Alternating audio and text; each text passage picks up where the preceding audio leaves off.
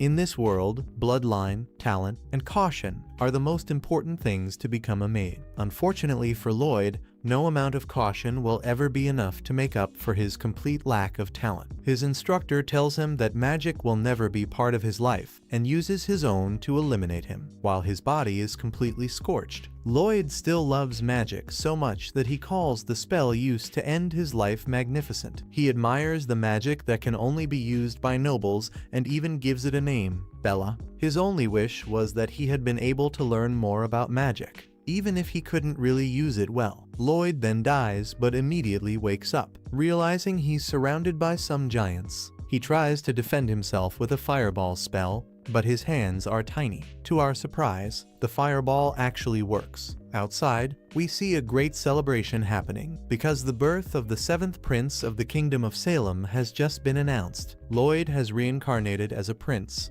and everyone is shocked by the amount of destruction caused by the baby's fireball. Years later, Lloyd grows a little and hides from his mates. He's invited to take part in an assault, but our boy is far too busy trying to escape from the ladies. The knights decide to leave him alone, because, unfortunately for Lloyd, he's much younger than his brothers, which places him out of the line of succession. One of the knights believes gaining the boy's favor wouldn't be worth the effort, but the other knight explains why he's mistaken. Lloyd is insane. He spoke right after being born, reads spellbooks instead of picture books, and as a true knight, he even refused to drink from the breast. Lloyd was reborn a true prodigy, but the knight adds something even more important. Lloyd might be the reincarnation of the great mage known as William Bardot. William is also known as the father of sorcery, so it sounds a bit ridiculous. Lloyd confirms that he did reincarnate, but in truth, he was just a commoner in his past life. He has no idea why he was reborn,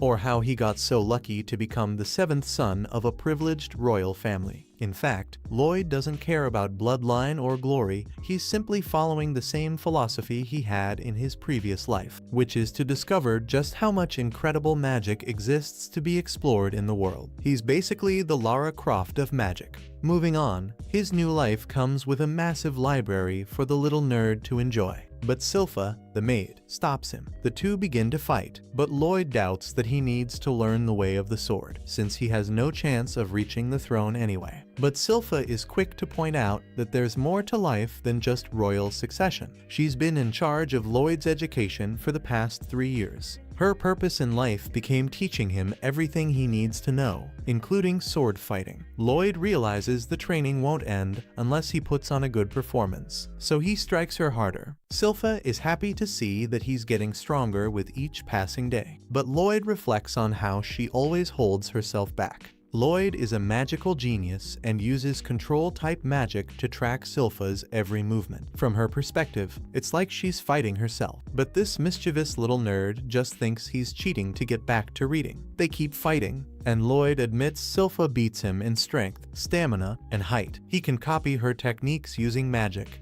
but those other factors leave him at a disadvantage. Most of the time, he ends up losing. Lloyd then decides it's the perfect moment to try out his experiment of the day. He uses a spell for physical enhancement and levitation. The difference is instantly noticeable, and Lloyd combines physical and magical attacks to fight in a more balanced way. The fight intensifies, and Lloyd becomes a very confident boy. He's been fighting Silpha perfectly, as if she were his mirror image. So now he's convinced he can win if he just does something unexpected. He releases his tracking spell and catches Silpha off guard with an unpredictable move. He apologizes for needing to end the fight right there, but he's thinking about getting back to his reading. And surprisingly, Silpha blocks the attack and does something even more shocking. She realizes he was cheating. She defeats Lloyd and points out that the difference in reach was obvious. He used levitation to compensate for his height, and even made his wooden sword longer. His anger quickly turns into admiration when he realizes that he can use 2 spells at once,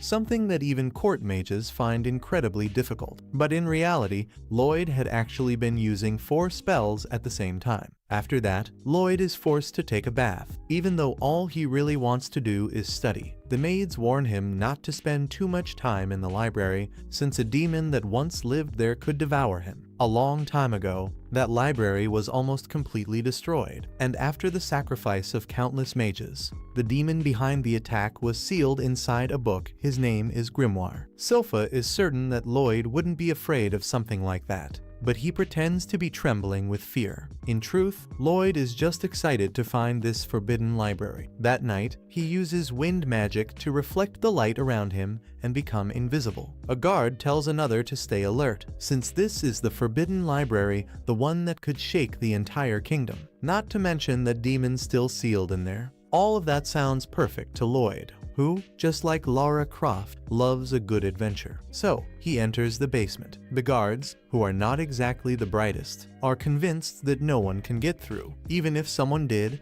10 mages cast their most powerful spells to create an unbreakable ceiling barrier right at the basement entrance. But that's nothing to Lloyd, who casually breaks through the barrier without the slightest effort. Once inside, he's amazed by the forbidden library. As he browses through the books, he immediately notices that the grimoire has revealed itself. Lloyd introduces himself, and the grimoire asks if he would be kind enough to break the seal. The seal has already been wearing down due to time, so it's just a matter of when it will break. The grimoire tries to seduce Lloyd by offering him an infinite amount of gold, but is shocked to see that Lloyd realized it was just a cheap illusion. Even more surprising, the grimoire sees that Lloyd is completely calm. Lloyd explains that this kingdom is where he studies magic, and he's not about to let some dangerous demon destroy it. The grimoire tries to defend himself, saying he holds no grudges against people anymore, but Lloyd doesn't fall for that. The grimoire then makes another offer. He'll teach Lloyd ancient spells, magic that's been lost for centuries, and now he finally gets the boy's attention. The grimoire realizes that Lloyd has an incredible amount of talent, which makes Lloyd remember his past, when he was told that magic would never smile upon him. And now, with a noble body, Lloyd declares that he can finally explore the full potential of magic. But the grimoire finds the way he talks about himself kind of strange. Without hesitation, Lloyd lifts the seal and prepares to learn the ancient magic. But the grimoire, being the sly and devious demon that he is, suddenly attacks him with an absurdly powerful spell and blasts it right in Lloyd's face, asking if that was lesson enough. Thinking Lloyd is finished, the grimoire starts planning his next move. But to his surprise, Lloyd is still alive, and more than that, he's thrilled by the magic, and even hopes the grimoire shows him more. Furious, the grimoire continues to attack, but nothing can get past Lloyd's magical barrier. While the grimoire loses his mind in rage, Lloyd stays calm, analyzing every single attack. He simply can't resist anymore and decides to feel the magic directly on his skin, even if it means risking death again. The grimoire is shocked to see Lloyd letting the magic wrap around his finger. It's incredibly painful. But Lloyd is obsessed with magic and still finds its beauty admirable, even through the pain. He even asks for more, which drives the grimoire into even greater fury. He then decides to cast an even more devastating spell. This time, the grimoire gets serious and uses a special technique. He synchronizes two enchantments at the same time, something normally impossible. But as a demon, he has two mouths and can pull it off. He screams with all his might and unleashes his most powerful attack. But Lloyd remains where he is, just analyzing the magic. The grimoire panics when he realizes that not even his ultimate technique was able to scratch Lloyd's barrier. Meanwhile, Lloyd simply admires the amount of effort it must have taken to become that powerful. The grimoire decides to flee from this insane boy, but is surprised to find that Lloyd has placed another barrier. The grimoire assumes it was made to trap him, but Lloyd reveals that he once made a mistake long ago, and now he's chosen to be far more cautious about everything that lies ahead. The grimoire prepares to attack again, but Lloyd has already finished analyzing his moves. He activates a powerful spell that forces the grimoire to show everything he can do to defend himself. Lloyd launches a massive fire attack, and the grimoire is left speechless, wondering where all that mana is coming from. But by then, it's already too late, as Lloyd's attack completely fries the demon. It's almost ironic, a demon being killed by flames. Lloyd then points out that he didn't block the attack, but grimoire just keeps wondering who this crazy and powerful boy actually is. Grimoire then witnesses as Lloyd restores the entire room after it was completely destroyed. He says he's never encountered a mage so powerful before, which leads him to start calling the boy Master Lloyd. Lloyd is surprised to see that Grimoire actually survived his attack, which only makes this little psychopath even more curious. He wants to see just how much more the Grimoire can withstand. Grimoire has no desire to feel the endless pain that would come from being tested by Lloyd, so he commits himself to the boy and offers to serve as his familiar, and Lloyd accepts. To avoid being discovered, Lloyd asks Grimoire to transform into a smaller animal, and Grimoire picks the cutest form he can manage, but deep down, he knows exactly what he's doing. He's basically counting on that cute appearance to lower Lloyd's guard, so he can catch him off guard later. Lloyd tells the demon to climb into his pocket, and Grimoire can't believe how ridiculous this decision is. It's the perfect opportunity for him. Getting that close to Lloyd means he's sure he'll eventually be able to control his mind and take over his body. Grimoire hides inside Lloyd's cloak, but is instantly overwhelmed by the boy's mana. Grimoire can't understand how it can be so dense and concentrated, and starts to realize he might never be able to control even a single finger of this monster. Grimoire can't believe Lloyd is even human, and starts trembling in fear. Lloyd asks if Grimoire is cold since he's shaking so much, and Grimoire replies that Lloyd can call him Grim. Inside, he tells himself he'll just stay obedient for now. Lloyd happily runs off to go read, and sometime later we see the noble boy preparing for his day, walking through the mansion. In the library, Grim warns Lloyd that someone is approaching. Lloyd tells him to hide, and we soon learn that the noble is named Albert. Albert then performs a magical demonstration and surprises everyone by perfectly hitting the target with his magic. Albert is the second prince of the Kingdom of Salem. He excels in everything, and everyone believes he'll be the one chosen to become the next king. Albert is allowed access to places like this, and he sometimes invites Lloyd to join him. Lloyd isn't able to use much of his magic in the castle, so he enjoys it when Albert invites him to the training field. Lloyd is next to demonstrate his magic, but since he's not interested in the throne, he doesn't feel the need to impress anyone. Besides, if he were to show his true power, he'd be forced to get involved in the battle for the crown among the princes. Lloyd doesn't like that idea. He just wants to research sorcery in peace. Grim wonders what Lloyd will do in this demonstration, and Lloyd explains that he'll simply curve his fireballs so they just barely graze the targets. He says it so casually, but Grim knows it actually takes even more skill than directly hitting the targets. The spectators are disappointed, but Grim thinks they should have realized how impressive it is to control magic with such precision. Lloyd, who loves magic deeply, couldn't care less about their opinions. He's only thinking about how he can improve his technique even more. Albert seems to suspect something but doesn't say anything. He just tells Lloyd that he can stay for now, since he himself will be taking a break. Lloyd couldn't be happier. There are so many things he wants to try. He wants to begin by testing the double chant spell that Grim used, but Grim tells him it's impossible. That's a technique exclusive to demons, who can form extra mouths. However, it looks like Lloyd has already figured out a solution. He's surprised when his idea actually works, and Grim goes absolutely crazy, pointing out that no sane human would try to incorporate a demon into their own body. And well, that's exactly what Lloyd did. So he tells Grim to go ahead and try casting a hellfire ball. Grim says that's child's play for a demon of his caliber, but then panics when things don't go nearly as well as he planned.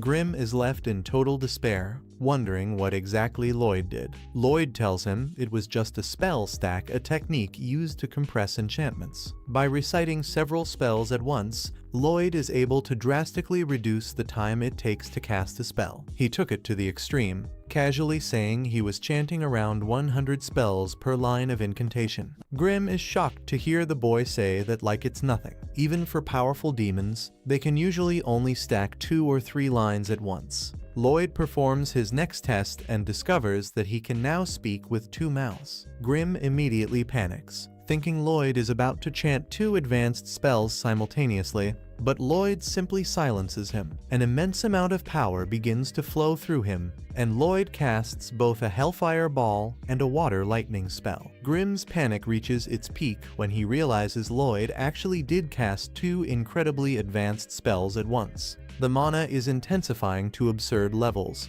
and Lloyd couldn't be more excited to see what kind of power dual chanting can bring. Realizing he can't release this power on the ground, Lloyd simply directs the spells into the sky. The result is a massive explosion of power that can be seen from a great distance, even from the castle. Some attendants tell Albert not to waste his time with Lloyd, claiming he's just a child and not particularly skilled in magic. Albert then responds by telling them they're blind. He reveals that Lloyd hit all the targets perfectly in exactly the same spot and in the same way. He did it on purpose, and because of that, Albert calls Lloyd a genius. Albert predicts that Lloyd could one day become a grand sage and hopes he'll be an ally in the future. The attendants are confident that Albert will be able to convince him, but Albert simply says he just wants to get along with his younger brother. Albert figures Lloyd probably already knocked down all the targets, but once again the servants doubt Lloyd's capabilities. They think it's impossible for a child to take them down that fast, just as one of the servants wonders why it's gotten so dark outside. And we soon see the reason. Grimm is trembling in fear after realizing Lloyd opened a hole in the atmosphere. Lloyd panics as he doesn't want anyone to find out, but fortunately, things return to normal. That was an absolutely insane event, and Grimm, still terrified, once again asks himself who the hell Lloyd really is. However, it seems Lloyd has a serious case of ADHD because he's already moved on. Now he's more interested in a new story he read about high-ranking adventurers. They explore a high-difficulty dungeon and return with rare treasures and magical items. That sounds like a lot of fun to Lloyd, so he decides to head to that dungeon himself. Grimm warns him that he'll cause mass panic if anyone finds out he left, but Lloyd reveals he already has a solution. Grimm is confused when Lloyd brings out an acorn. His confusion turns to shock when Lloyd uses it to create a perfect wooden replica of himself. This replica is actually quite advanced. Lloyd gave it nerves and other internal structures. That way, it doesn't just look like him, it can also perform simple movements on its own. This is some next-level overpowered stuff. But Lloyd says it's still not enough. He admits he would have done this sooner if he had been sure it would work. Unfortunately, it doesn't, because the real problem is Silpha. A brief look into the past shows how obsessed she is with Lloyd. She even noticed when he grew a quarter of a millimeter taller. Lloyd knows this dummy won't be enough to fool her. But of course, he already has a new solution in mind. He steps outside, and we see that he left Grimm in control of the replica, while still being able to communicate with him through his hand. The maids all adore how handsome he looks, but Grimm just thinks Lloyd is completely insane. He transferred Grimm's soul into the replica and integrated his soulless body into his hand. Lloyd leaves everything to Grimm now, who starts admiring how realistic the replica is. But soon he realizes Lloyd isn't around to stop him, and a few mischievous ideas start crossing his mind. Just then, Lloyd says that he truly enjoys having Grimm as his familiar, and this makes Grimm tear up. Lloyd asks if something's wrong, but Grimm simply tells him to hurry and go finish the dungeon. Lloyd suddenly realizes he doesn't know where to find a dungeon. That's when Grimm points out that someone nearby appears to be under attack, but it turns out that's not the case. The seemingly helpless girl turns on her pursuers and completely destroys them. She displays incredible combat skills, and Grimm notes that she must be a martial artist. Lloyd recognizes the breathing technique she's using. It allows the user to channel an energy called kin into their body, granting them extreme physical strength. Somehow, the girl is able to detect their presence, but Lloyd doesn't mind. He just wants to learn more about her technique. However, he begins to panic when Grimm says she might recognize him as the Seventh Prince. Lloyd's silence leads the girl to believe he's an enemy, and the two boys start panicking when she begins to approach them. Unfortunately, Lloyd manages to change his appearance just in time and introduces himself as Robert. He used a spell that allows him to transform into someone he has seen before. Using his newly learned dual enchantment, he combined his appearance with that of his brother Albert to create a very original look. The girl introduces herself as Tao, and Lloyd worries she might be suspicious since she isn't responding. But in reality, Tao is panicking because she thinks Robert is super hot. Tao spent all 18 years of her life training. She ran away from her dojo and became an adventurer in search of romance. Unfortunately for her, things didn't go as planned since most guys she meets prefer to be fragile spellcasters. But now her chance has finally come, so she vows to make Robert her boyfriend. She seems pretty busy, so Lloyd decides not to invite her to explore the dungeon with him, but she takes the opportunity anyway. Once inside the dungeon, Tao is eager to show off her fighting skills, but our boy Lloyd is too distracted, obsessed with some shiny stones. Tao is impressed by how much Lloyd knows about her breathing technique. She explains that training in Kai begins and ends with breathing. Proper breathing fills the entire body with Kai and allows a person to unleash waves of superhuman strength. The problem is, it takes a lot of training just to begin sensing Kai in your body. That's why Tao tells Robert he should instead dedicate himself to finding the Kai of her heart. Lloyd completely ignores the cheesy joke and shocks Tao by actually managing to use a breathing technique. He says he just copied it, but she warns him that if he's not used to it, it'll feel like his lungs are burning. But Lloyd,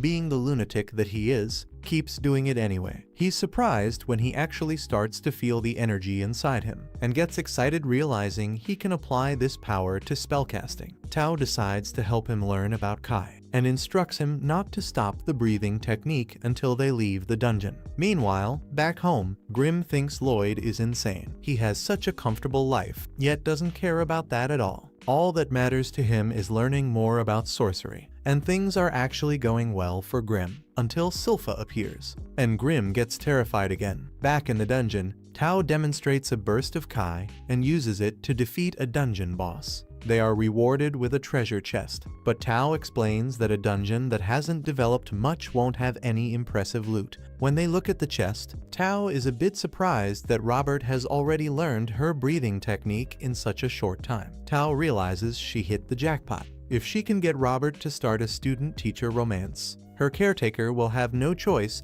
but to accept him as her fiancé. Tao goes to open the chest, but Lloyd will have to rescue her because it turns out to be a deadly trap. A trash monster emerges from the chest, and Lloyd wonders if this is actually the dungeon's true boss. Tao pretends like this trash isn't a big deal, and tells Robert to leave the dungeon while she handles it, but he wants to see her fight. In truth, the situation is much worse than she's letting on, so she apologizes to Robert and forces him out of the dungeon. She figures maybe she broke a few of his bones, but that's better than him dying to the trash monster. Tao dodges the monster's attacks, but consider that even a rank adventurers aren't a match for this thing. She's not arrogant enough to think she can beat it, so she focuses on buying enough time for Robert to escape. Elsewhere, Lloyd is still flying through the air after being launched by Tao. He's disappointed because there was still so much he wanted to learn. He stops midair and wonders if he should go back. He's unsure, since he doesn't understand why Tao threw him out of the dungeon, so he asks Grim for advice.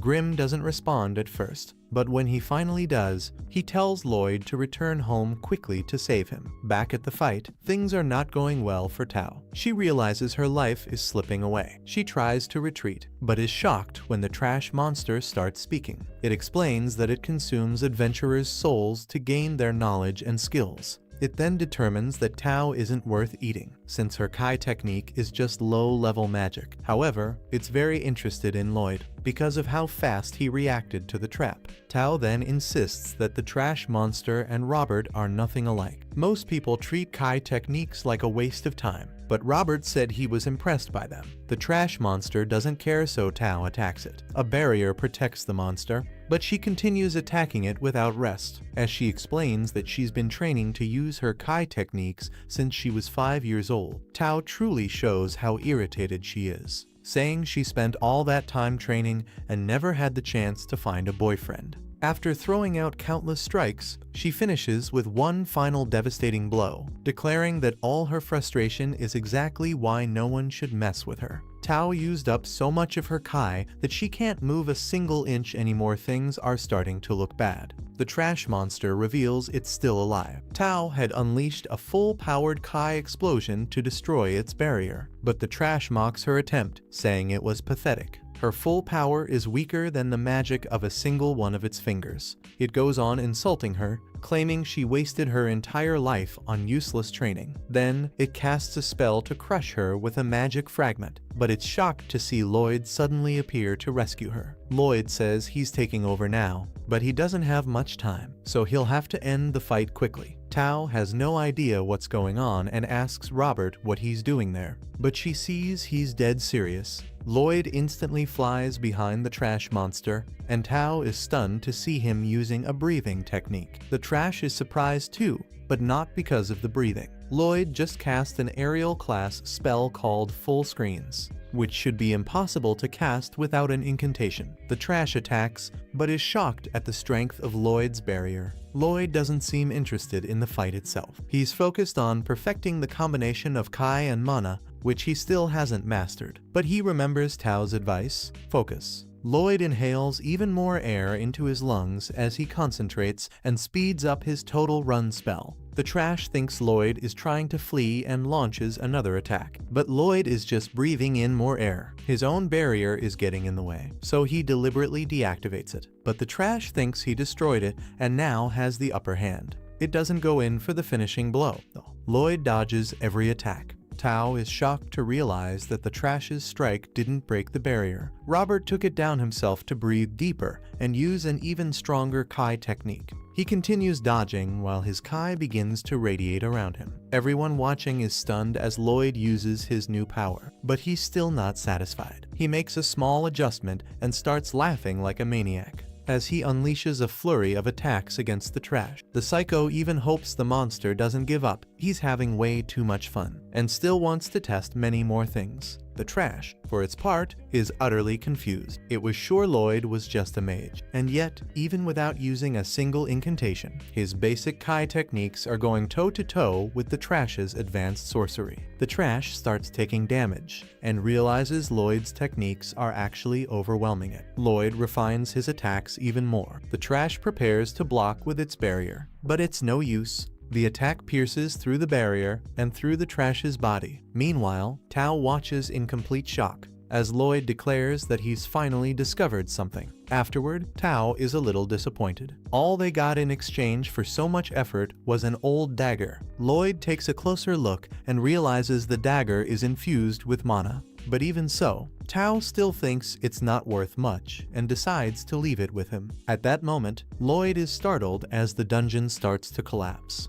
Tao explains its normal dungeons collapse after the boss is defeated. Lloyd is surprised and compares it to the survival tactic of lizards that shed their tails. He realizes that dungeons lie dormant underground until a magical item is left behind. The dungeon absorbs that item and gradually builds a new structure around it. He also notes that dungeons collect the items from adventurers who didn't survive, and when it senses it's about to be destroyed, it offers one of those items as a sort of bribe to guarantee its survival. Lloyd finds all of this incredibly fascinating, but time is running out. He quickly manages to pull a chest from the ground and, together with Tao, escapes just moments before the dungeon collapses completely. Lloyd is amazed to see the dungeon finally sealed off. It will now gather strength underground until it can become active again. Tao acknowledges that Robert is an incredible mage, but she still doesn't understand why he chose to use a Kai technique at the end of the battle. Curious, Tao asks if he did it to help her, since the trash was mocking her. And to her disappointment and ours, Lloyd reveals that he only used the technique because he just wanted to have some fun. But at that moment, Lloyd gets ready to leave, remembering that he has to go back home. Meanwhile, Tao is deep in thought, realizing that the Kai technique Lloyd used was so advanced, she couldn't even reproduce it herself. Determined, she declares she's going to train even harder to become even stronger. The last time they see each other, Lloyd, as he's leaving, says he's also going to train a lot. So Tao decides she wants to become someone capable of catching Lloyd's attention. But at that moment, she realizes she has no way of contacting him anymore. And it's already too late. Lloyd is long gone and has already made it back home. There, he's shocked to see Grim crying. Silpha had taken the fake Lloyd out for training, but she was terrified by how weak he was and promised to make him strong again. Now Grim is crying because he didn't get to go through that training himself. He's also disappointed to find out Lloyd was away all this time, only to come back with a sword of questionable quality. But Lloyd says the sword is actually a valuable treasure. He puts it in hot water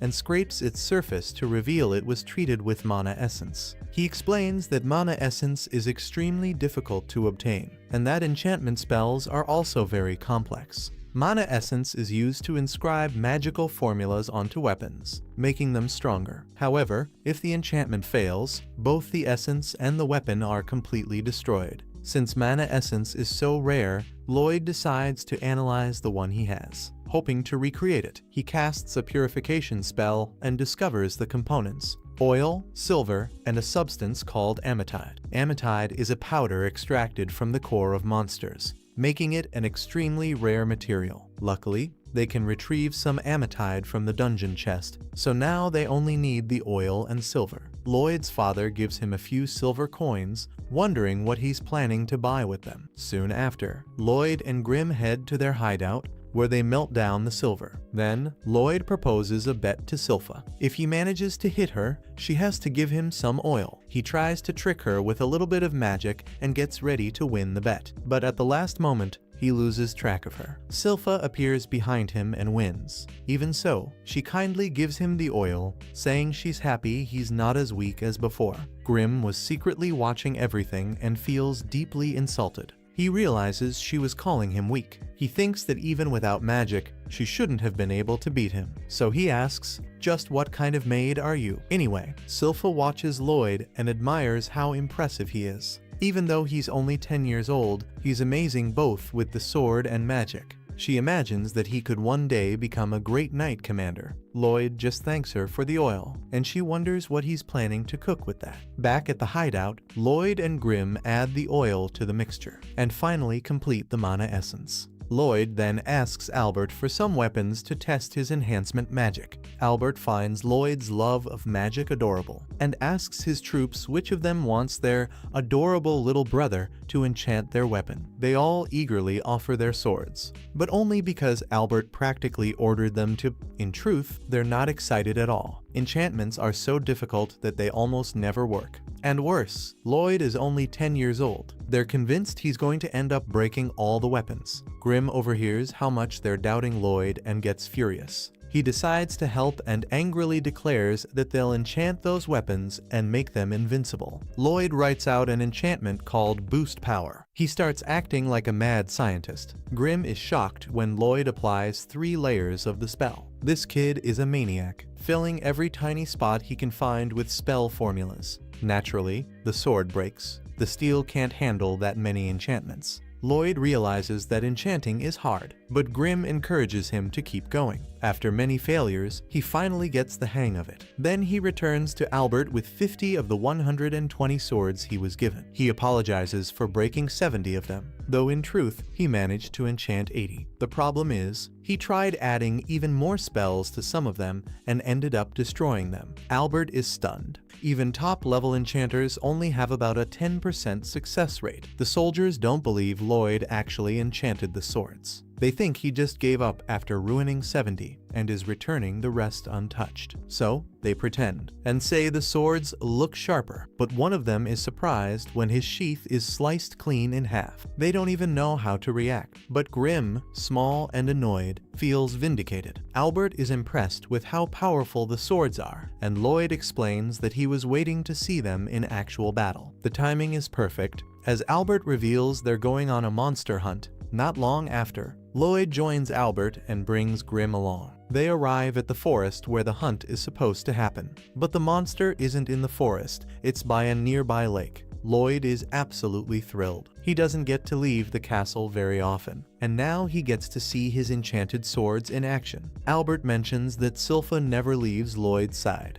and she thanks him for letting her come along. Albert then teases that her feelings for Lloyd might be a bit too strong, but she shuts him up with a threat. At that moment, they're surrounded by a pack of kobolds. The soldiers treat this like a warm-up before facing the real monster. Lloyd pretends to be scared, but Grim knows he sensed the threat long before. One of the key techniques Talon taught him was spectral detection. Using Kai breathing, Lloyd can constantly sense the environment around him. Grim realizes that Lloyd always has this detection active, along with a barrier. Surprising him is literally impossible. Grim concludes that Lloyd gets scarier by the day. The fight begins, and everyone is shocked at how sharp the swords are. They're not just cutting monsters, they're slicing through steel armor like it's butter. The soldiers react like kids holding knives for the first time. Lloyd decides that his enchantments were a success, and Albert agrees, calling his brother a prodigy of enchantment. Silpha agrees as well, standing atop a pile of defeated monsters. But Lloyd points out that he didn't even enchant her sword.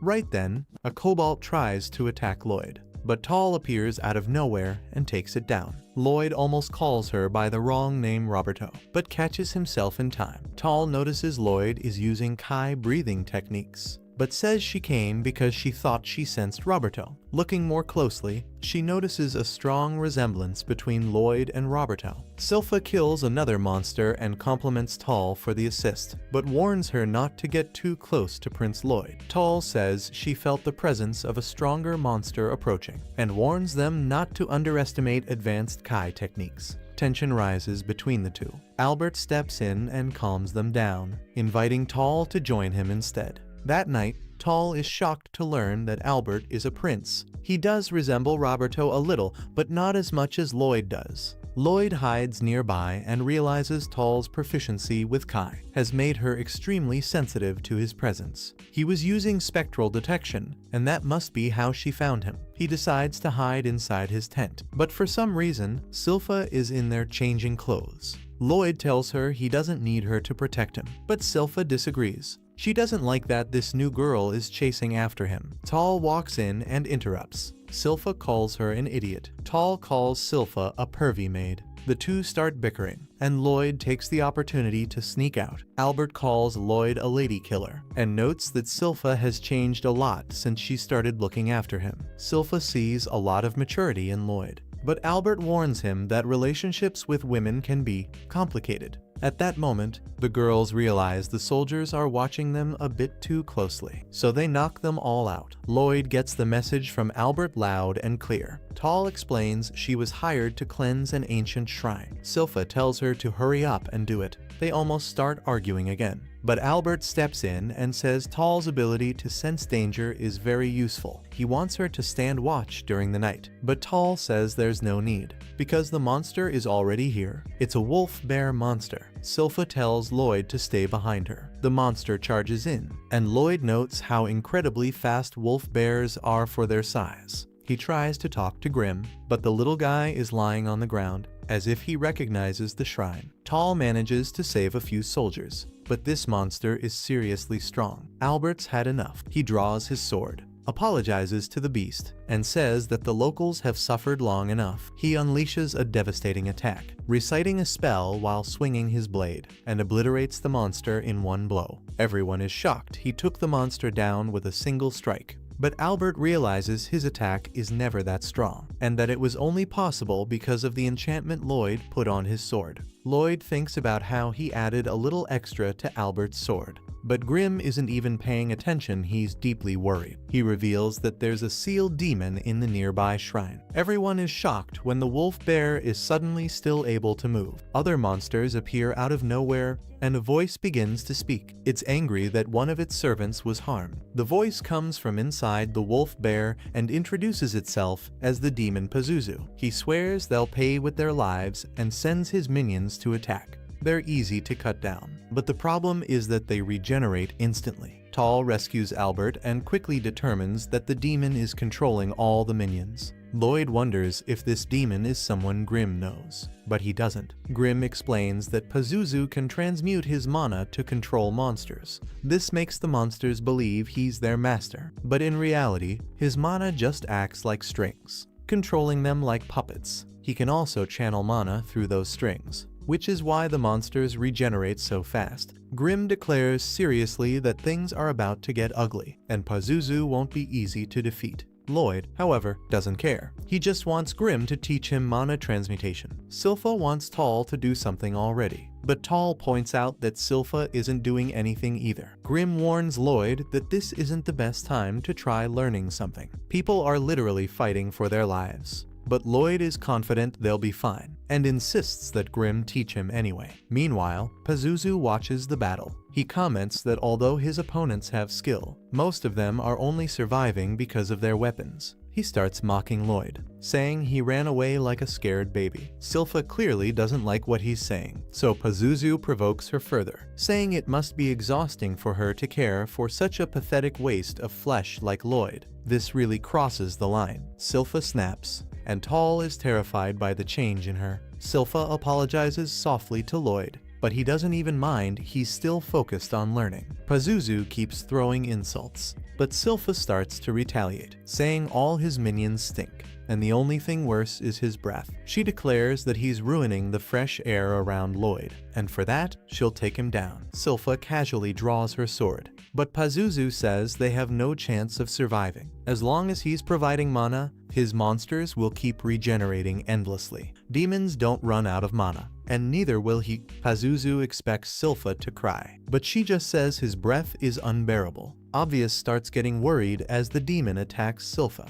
but she's more than fine. She manages to cut off all of the demon's legs. She tells Pazuzu to abandon the wolf bear body he's controlling, warning that if he doesn't, his defeat will come even faster. At that moment, everyone notices that the minions have stopped moving, and they're healing much more slowly. That's because Pazuzu is focusing all his mana on regenerating his own body inside the wolf bear. That gives them a window of opportunity, so Albert tells Silpha to keep attacking. She prepares to do so, but Pazuzu thinks they're all just a bunch of fools. Meanwhile, Grim finishes explaining to Lloyd. He comments that Pazuzu must have incredible talent with mana transmutation, since it's not easy, even for a powerful demon. Grim tries to demonstrate mana control, explaining that a good first step is adding color to the mana, then comes shaping it and even adding sense. Grim does his best, but is stunned when Lloyd reveals he already shaped his mana into a flower, and even added a fragrance to it. Grim can't believe Lloyd did it so perfectly, and the two take a moment to appreciate the scent. Meanwhile, Pazuzu is extremely frustrated. Silpha is beating the crap out of him. He can't understand how she leaves no opening, how someone like her could just be a nanny. Silpha borrows a sword from one of the soldiers,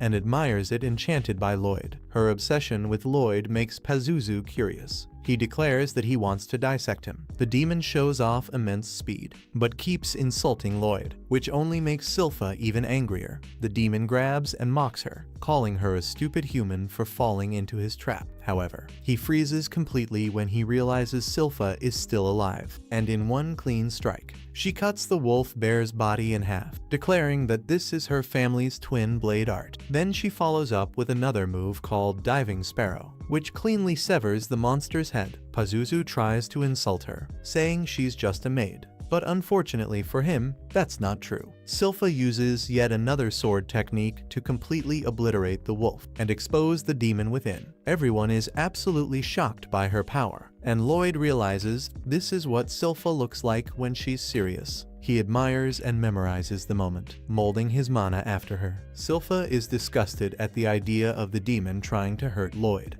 and declares that the only thing he'll ever touch is her blade. She tells the demon to make peace, but is shocked when he actually starts doing something. The others finish off the remaining minions, but Albert knows it's not over yet. Then, everyone suddenly collapses, overwhelmed by the demon's miasma, including Silpha herself. Pazuzu is furious, having spent over a century building these puppets. He blames Silpha for ruining everything, and sends her flying into a river with his attack. Albert wants to help her, but he's running out of strength. Pazuzu reveals that this is the miasma of domination, and everyone who inhales it falls under his control. Silpha remarks that that's why it smells so bad. Pazuzu, irritated, doesn't stop with the insults. His next attack is aimed at Silpha, but it's blocked by Tao. Silpha tries to say she's okay, but it's clearly not true. She tries to act brave and tells Tao to run, but she's badly hurt and ends up passing out. Pazuzu is actually impressed with her, saying she took in more miasma than anyone else, and still managed to fiercely challenge him. Even the monsters he controlled fell to her in less than 30 seconds. But what intrigues him more is Tao. She isn't under his control. Tao pushes him back, but he ends up capturing her. Pazuzu guesses she might be using some sort of breathing technique to resist his miasma, and he's exactly right. But things get worse for Tao when her breathing is disrupted. He notes that she could have just run away, but the creepy demon assumes she stayed because she wanted to be his slave. Tao shoves him again and tells him she's actually waiting for a handsome guy. She's not joking this time. She unleashes an incredibly powerful attack. Realizing she's getting a bit too fired up, she goes for a huge move. Tao tries to stabilize her breathing before the demon can counterattack. But then something even worse happens. She's attacked by one of his puppets. She's shocked to see that they've already regenerated. Pazuzu wonders who this handsome guy she mentioned is. Tired of all the talk, he releases his miasma of domination at full power. He's sure she'll fall under his control now. But Tao suddenly realizes something. The handsome guy she's been waiting for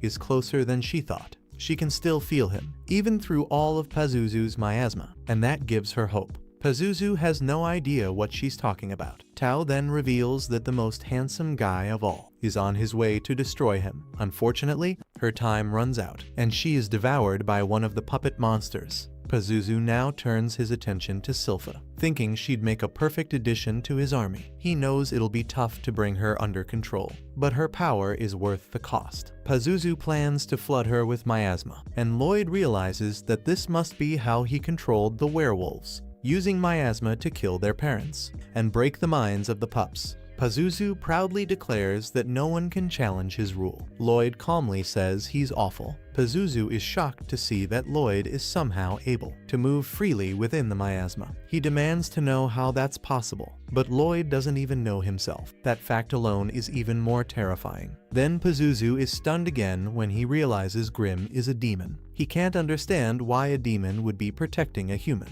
and even insults Grim for being so handsome. Pazuzu calls him a disgrace to demonkind. Grim tries to give him advice as a fellow demon, but holds back, saying the constant insults only make him want to watch Pazuzu get torn to pieces. Pazuzu then sends his terrifying demons to attack, but Lloyd is just excited to test out his newly learned skill, mana transmutation. However, with so many monsters, Grim tells Lloyd he'll need to use a large amount of mana. Little does Grim know, this kid has practically infinite mana. Lloyd calculates exactly the right amount to use, and Grim is surprised. He's never been able to control his own mana output that precisely. Lloyd envisions something gentle and warm, which leaves Pazuzu stunned. When Lloyd effortlessly removes his influence over the werewolves, Grim then calls all of them cowards. Lloyd points out that even Grim might have fallen under the influence of his own mana. Lloyd then makes one of the werewolves spit Tao out, and he is relieved to see that she is safe. Pazuzu is still in disbelief at how Lloyd was able to instantly convert all his mana into a field of blooming flowers. He assumes Lloyd must be some sort of extraordinary sorcerer. Pazuzu tries to regain control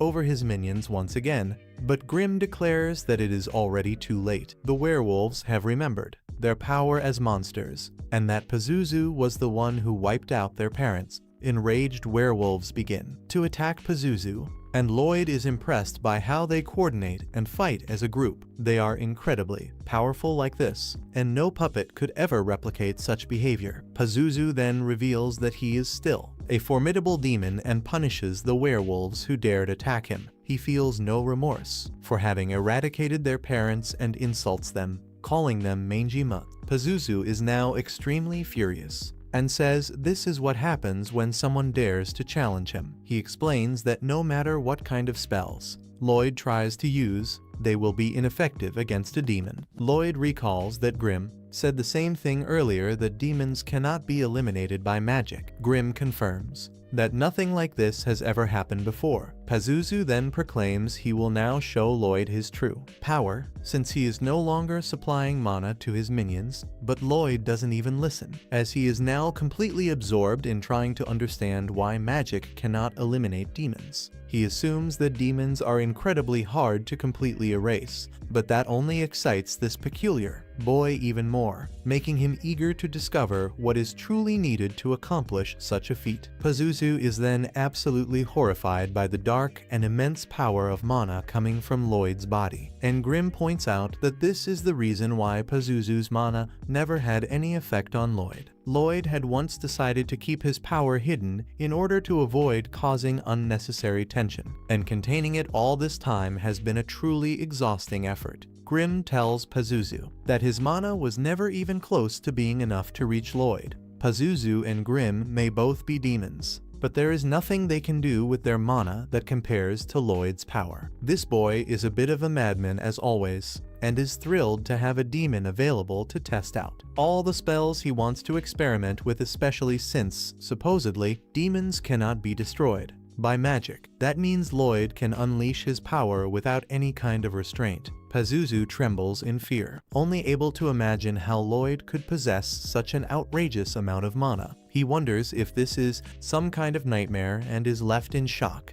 Lloyd then tries to place a barrier around him, and things get truly terrifying for Pazuzu when he realizes that, to Lloyd, this is not a battle. Lloyd sees him only as a test subject trying to trap him in a cage. Pazuzu tries to flee, and Grim doesn't blame him. He admits he would do the same. Lloyd, on the other hand, is having the time of his life now that he can finally release some of his power. But Pazuzu is desperately running for his life, trying to avoid being trapped inside the barriers that Lloyd keeps setting. Pazuzu is attempting to escape and starts begging Lloyd to stop, while Grim watches in astonishment, wondering how many spells Lloyd can cast at once. Lloyd explains that he can cast around 20, but then he joins forces with Grim to cast even more. Life becomes much harder for Pazuzu, as now he must dodge an even greater number of magical barriers. He asks how Lloyd is still casting spells so quickly. Pazuzu compliments himself, thinking he's doing well at dodging Lloyd's barriers. But that doesn't last long, as Lloyd suddenly uses a spatial spell called Dimensional Includer. Lloyd tells him that he now belongs to him. Pazuzu pleads with the psychotic sorcerer to let him go, but Lloyd refuses and reminds him that Pazuzu did terrible things to the werewolves. He not only eliminated their parents, but also experimented with chimeras on them. Pazuzu demands to be released immediately, claiming to be the demon destined to rule the entire world. When that fails, Pazuzu tries to offer Lloyd a higher position in his future regime, but that doesn't work either. He then pleads for Lloyd to calm down, admitting that he has never been struck by the magic of someone as powerful as him, and now genuinely fears that he could die. But Lloyd is no longer paying attention to him, and is already chanting an absolutely insane enchantment. Pazuzu continues begging for his life, but it is already too late, because the spell is in motion. Lloyd estimates that he's casting around 240 spells per minute. He is amazed by the beauty of the scene, and decides to continue doing this for another 30 minutes. But not even 5 minutes later,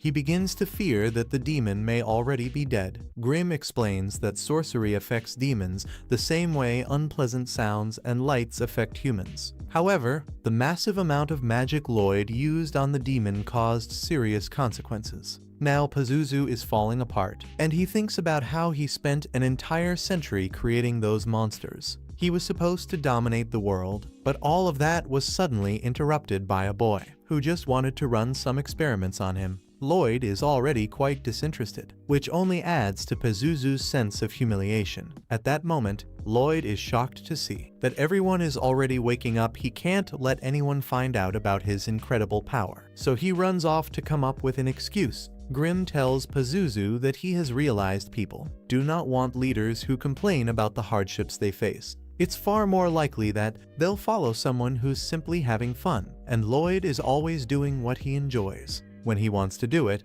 and that is probably why people are constantly joining him. Grim then remembers to maintain his tough guy persona and explains that he is not like those others who follow Lloyd. He is only gathering power so that one day he can take revenge. Upon hearing this, Pazuzu decides to entrust Grim with his ambition of ruling the world. Grim accepts and is pleased to see that Pazuzu's mana restored some of his own. Lloyd came up with an excuse and told everyone that someone named Roberto appeared to defeat the demon and save them all. Tao hears this and wonders where he is now. Everyone in the city celebrates the victorious return of Prince Albert. They all think Lloyd is a handsome boy, but he still can't compare to the great Albert, which makes Silpha quite upset. The king is satisfied with Albert and asks where the two adventurers who helped him are. Albert explains that Roberto was never seen, but we can take a look at the past to find out what happened to Tao. She becomes suspicious when she realizes she's wearing Lloyd's poncho. He tricked her and sent her away, telling her that Roberto was nearby. The king becomes very interested in this Roberto figure, but Albert reveals in a shocking way that Lloyd was actually the one who contributed the most to the hunt. They were only able to survive thanks to Lloyd's weapons, so he believes Lloyd should be considered as part of the royal succession. Everyone in the room is stunned by this, as Albert believes Lloyd would be an excellent candidate for the throne. The king notes that this would only create another rival for Albert, but Albert thinks the throne should go to whoever is most worthy, even if it's not him. He questions any decision that would exclude Lloyd merely because of his youth. However, Albert moves on. The king is excited to see how this shift in events will unfold, and he asks Lloyd whether he'll join the fight and if he will stand beside his brothers in the race for the throne. Everyone is thrilled by this major moment, but Lloyd calmly refuses. Outside, we see someone running like a silly little child. He explains that he's one of the werewolves who followed them back home. Lloyd finds him very cute and adorable, which makes Grimm jealous. Because the werewolves don't have that same reaction to him, Grimm gets flustered and casually interrupts the conversation. Then Silpha shows up to see how much the werewolf likes Lloyd, and he hides Grimm in his fur. Lloyd decided to name the wolf Shiro, and he's excited to teach him many things. Silpha comments that complex commands are usually the domain of monster tamers, so Lloyd thinks about using his mana to control monsters the same way they do. The king is surprised by how casually Lloyd refused the opportunity to compete for the throne. Lloyd is always entirely focused on magic, being a true fanatic about it. The king observes this and believes Lloyd declined the offer out of modesty. But Albert disagrees. He thinks royalty is a role far too small for Lloyd. The king agrees and is excited to see what the future holds for Lloyd. Later, we discover that Lloyd taught Shiro some simple commands, which he learned easily. But complex commands are more difficult. Lloyd tried writing a command in his mana, but that ended up confusing the poor animal. They decide to seek out a monster expert and go to the tower in Princess Ali's garden. The king is impressed by all the monsters present there, and Lloyd explains that Ali's is his sister and the sixth princess of Salem. She is an animal lover, not just of dogs and cats, but of all creatures, including monsters. At that moment, she appears and shows immense affection for Lloyd, so much that he faints. Ali's is scolded by her maid, Ares, but she explains that she simply can't contain herself. Lloyd is impressed when Ali's correctly identifies Shiro as a bear wolf, but she seems a bit insane, and Silpha starts to doubt that she can actually help them. Lloyd wants to give her a chance and asks her to take a look at one of his monsters. He is shocked when she reveals that there was already one, a lower-class Fenrir named Lyro. Grimm is surprised, as it's actually a high-level bear wolf. Lloyd can't believe that this monster went undetected by his presence detection. But the most surprising part is that he has no idea when Ali's even issued the command. The Fenrir knew how to sneak behind them and even stole Silpha's headband. Clearly, Ali's gave several complex commands without showing any sign of doing so. That gets Lloyd very excited, and he asks Ali's to teach him how to speak with Shiro. Ali's explains that it won't be easy, but Lloyd says he prefers things that are not simple, so she agrees to teach him, but surprises everyone when she reveals that the key to speaking with animals is love. She declares that love will help you understand any monster, and this is demonstrated when all the animals in her tower come to embrace her. Ares thinks it's useless to try learning from Ali's, since she's simply a prodigy. But Ali's insists that Shiro can learn. She gives another demonstration, but this time the animals get a bit overexcited with everyone. Silpha is shocked to see that Lloyd seems to be showing interest in love. She imagines Lloyd asking her to teach him more about it. In reality, Lloyd realizes he had been trying to give commands to Shiro, but his sister had never issued any orders to her animals. Instead, she was simply sharing her will with them. When she spoke to them, Lloyd noticed that the mana wasn't coming from her hands, but was flowing directly from her head to theirs. This means she is subconsciously connecting to the animals through mana, giving them a direct vision of what she desires. Lloyd concludes that instead of giving commands, he'll try to share a mental image of his will. So he does exactly that, and everyone is amazed when Shiro performs the trick Lloyd had been trying to teach. He celebrates alongside Shiro, and Ares concludes that he truly must be very talented. The technique he used is exactly how monster tamers share their will. Sylpha is also impressed, though slightly disappointed, that it wasn't the way she had imagined. Ares is upset, saying it should have been love. But sharing one's will isn't something that complicated. Lloyd explains that love indeed plays a fundamental role in the technique, and he is absolutely thrilled to have finally discovered how to connect with animals. Sylpha suggests that he should dedicate himself to sword training as well. And coincidentally, Albert appears, wanting to talk with Lloyd. They argue over who gets to keep Lloyd's attention, and Albert mentions that he wants to introduce him to someone. That someone is Lloyd's older brother, the fourth prince, Dion. Dion heard that Lloyd enchanted Albert's sword, but he's skeptical and wants to see it with his own eyes. Albert explains that Dion studied blacksmithing in stereo, which is why he's quite interested in enchantment. Without wasting time, Dion prepares a test for Lloyd's abilities. And when he begins the process, Dion doubts that Lloyd can pull it off. Enchantments are already complicated, and what Lloyd supposedly did to Albert's sword seems impossible, far beyond what they understand. So Dion considers teaching Lloyd a lesson for supposedly lying. But his jaw drops when Lloyd finishes the enchantment. Albert understands Dion's reaction, since even a beginner can tell that Lloyd's technique is completely unique. Dion is left speechless, wondering what kind of magical engraving Lloyd just created. The sword now has reinforced durability, increased flexibility, self-cleaning, and even self-repair. Dion's skepticism turns to excitement as he realizes that Lloyd might be the key to achieving his greatest dream, creating the best enchanted sword in the world. He wants to engrave the spell into the weapon during the steel forging process,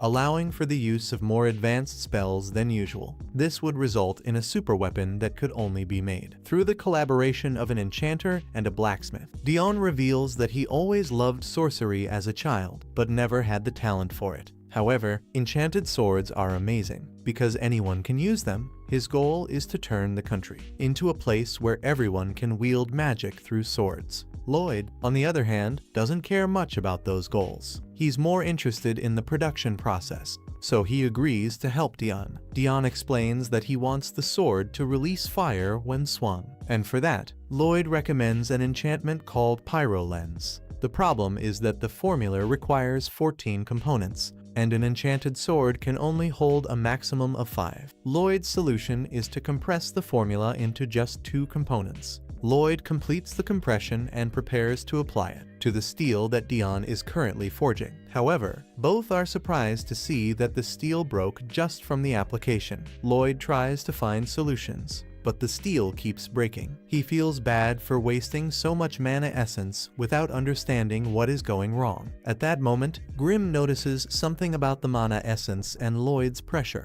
Dion encourages Lloyd to keep trying, saying he managed to obtain a large amount of mana essence at a low price. Lloyd then purifies the mana essence and realizes it contains almost no ametite. Enchanting the sword requires a much higher concentration of ametite, but this material is made from monster cores and is quite rare. Dion has none, so Lloyd considers sneaking out to hunt some monsters in a dungeon again. At that moment, Sylpha suggests taking them to a dungeon. Lloyd points out that, as a prince, he does not have permission to go hunting. But Sylpha explains that the king changed his mind after the recent monster hunt incident. Now he believes Lloyd must broaden his horizons and learn more about the world. To begin this journey, they go to the Adventurers Guild so Lloyd can register as one. The receptionist, Katerina, asks Lloyd to fill out some paperwork before touching a crystal orb that will measure his strength and determine his adventurer rank. Lloyd is already familiar with these crystal orbs, having used one when he led the Magic Academy in his previous life. However, these are different circumstances. Lloyd is certain the crystal orb would explode if he used his full power, which would attract a lot of attention. To prevent that, Lloyd focuses on suppressing his mana even more than usual, shrinking it to the size of a flea. When he finally touches the crystal orb, he is mocked for receiving a General E rank. However, Katarina is not laughing. On the contrary, she is shocked to see that Lloyd's magic ranking is comparable to that of an experienced sorcerer. Lloyd feels disappointed because he thought he had only used 1% of his mana. Katarina then declares that Lloyd is the most promising new adventurer since the one known as Silverblade. The other adventurers become furious upon hearing her make such comparison. The legendary Silverblade had crossed countless dungeons like a true demon, but then disappeared suddenly. They believe a legend like her should never be mentioned in the same context as a mere beginner adventurer. Since there are no A-rank adventurers available, Silpha explains they want a dungeon mission. However, those require at least one B-rank adventurer to participate. Silpha then decides to register again, but one of the adventurers insists she should go with him. After Silpha puts him in his place, Katarina reveals that he just messed with the wrong person. Silpha is actually the legendary adventurer Silverblade. Katarina explains that re-registering involves a 2-rank demotion, which would place her at C rank, so it would not work. At that moment, Tao appears and offers to help. However, Silpha barely recognizes her and says they are already heading home. Tao insists and explains that she has been traveling from dungeon to dungeon in search of Robert. This journey has made her strong enough to be classified as a rank. Now, Tao offers her help in exchange for a date with Albert. Katarina recommends a dungeon mission, while Silpha retrieves Lloyd's cloak. Lloyd is surprised to learn about her legendary past. She explains that it all happened when she was very young. What she remembers most is her failed attempt to defeat a deadly group of enemies. The trio continues on their path and soon finds a treasure chest. Meanwhile, back at the forge, Albert speaks with Diane. Diane explains that Lloyd will need a few more days to bring the precision materials. However, Albert seems somewhat concerned about the time it is taking, which makes Diane realize that a war is nearing its end. Even so, he asks Albert to wait a little longer. Once Lloyd returns, they will be able to mass-produce those enchanted swords for battlefield use. Albert says they should not be concerned with fighting for now, as his true goal in gathering them all is to help them get along again as brothers. He hopes that one day their weapons will help protect the kingdom, and he encourages Diane to keep trying. At that moment, Diane says they should hurry, because Lloyd has already returned with the monster core. While working on the sword, Diane realizes that Lloyd is an incredible boy. Albert, however, already knew that and believes there is nothing Lloyd cannot do. This idea is reinforced even more when Diane tests the enchanted sword. They created a blade capable of massive destruction. Lloyd realizes he may have gone a bit overboard in forging the sword, and decides he'll need to modify it in the future. Thus, the sword forged by the brothers is born, and it is given the name the Lord. That night, Lloyd takes a rest. He notices Albert has been extremely busy lately and wonders if something major is about to happen. At that moment, he feels something strange coming from the garden. A very unusual sensation, almost like a tear in space. His perception is incredibly sharp,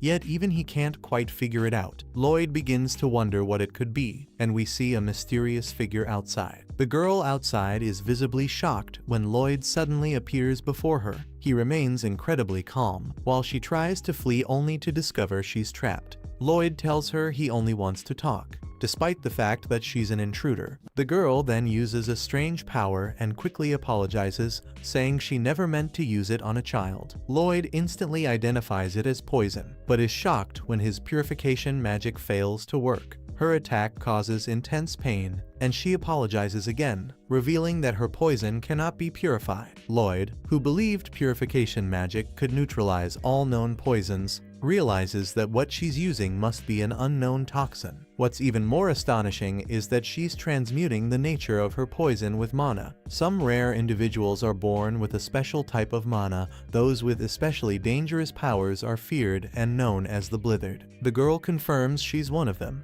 a poison Blithered, known as the Venomous Moth Queen. Lloyd is stunned as she breaks through his barrier. He realizes Rain must have weakened him with her poison. Rain assures him he'll be fine since he didn't ingest much of it, though he'll definitely feel the pain in the coming days. Rain takes her leave, and Lloyd is surprised she was able to completely hide her presence. Grim arrives, telling Lloyd it's no time to be impressed. Lloyd says he's fine, his body is constantly healing. Grim then asks why he didn't stop the girl, and Lloyd explains he let her go to track her back to her hideout. Grim has no clue who they are, so Lloyd reveals that Silpha told him about the Assassin's Guild. He's certain Rain is one of them. The guild consists of 6 assassins, each with a bounty on their head, but what excites Lloyd most is that each of them possesses unique abilities. Lloyd tracks where she went, and Grim can't believe he's able to trace someone who's supposed to be undetectable. Lloyd explains that her presence is like a tear in space. He follows Rain, just as Silpha arrives late to the scene. Elsewhere, Rain is confronted for not eliminating her target. However, she shares that she gathered useful intel, they're mass-producing enchanted swords, clearly preparing for war.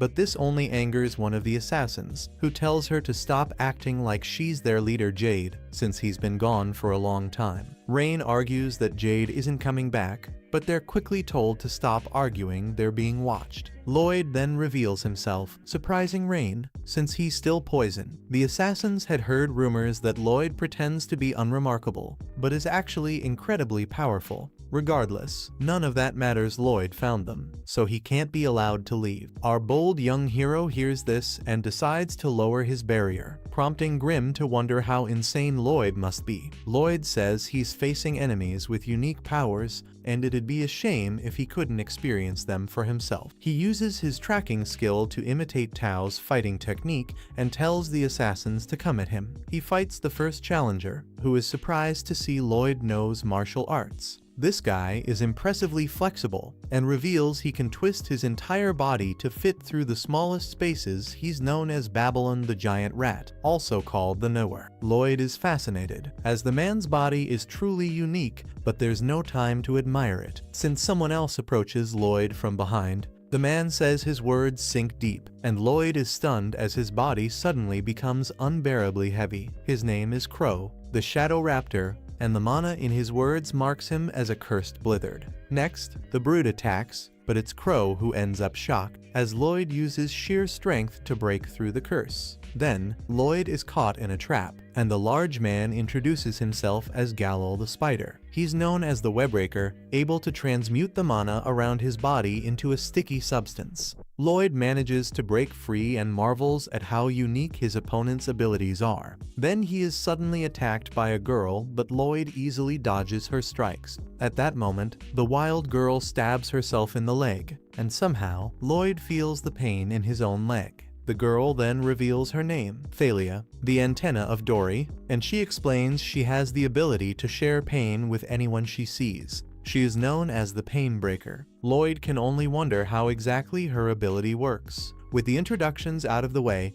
Thalia is thrilled to believe she has finally taught Lloyd what fear is. However, she is shocked when Lloyd calmly replies that he feels no fear. What's even more surprising is that Lloyd instantly heals both stab wounds, despite them having pierced all the way through. The boy truly shows how crazy he is when he starts wondering what would happen to Thalia if he healed himself, and whether that healing might affect her too. He then asks if any damage he deals to her would also be reflected back onto him. Lloyd casts enhancement magic to create blades out of some torn fabric, and then uses his tracking ability to mimic Silpha's fighting style. Our eccentric little warrior now tells the assassins to get ready, because he wants to test how well they can defend themselves. The assassins realize that he looks just like the swordswoman who traumatized them in the past, and they're terrified. Lloyd launches his assault, and the assassins are shocked to see he's highly skilled, not only with blades, but also in martial art. What makes this even harder to believe is that they had only heard of Lloyd as a magical prodigy. Lloyd nearly slices Babylon in half, but is impressed when the giant rat relaxes his body at the moment of impact to reduce the damage. The other assassins try to team up against Lloyd, but end up hurting each other in the process. Lloyd strikes Babylon again with such speed that Babylon can't even say the word stop to force Lloyd to halt. Lloyd then uses a double sparrow strike, and all Babylon manages to say is ball. Lloyd wonders if he would have gone bald had Babylon said that word,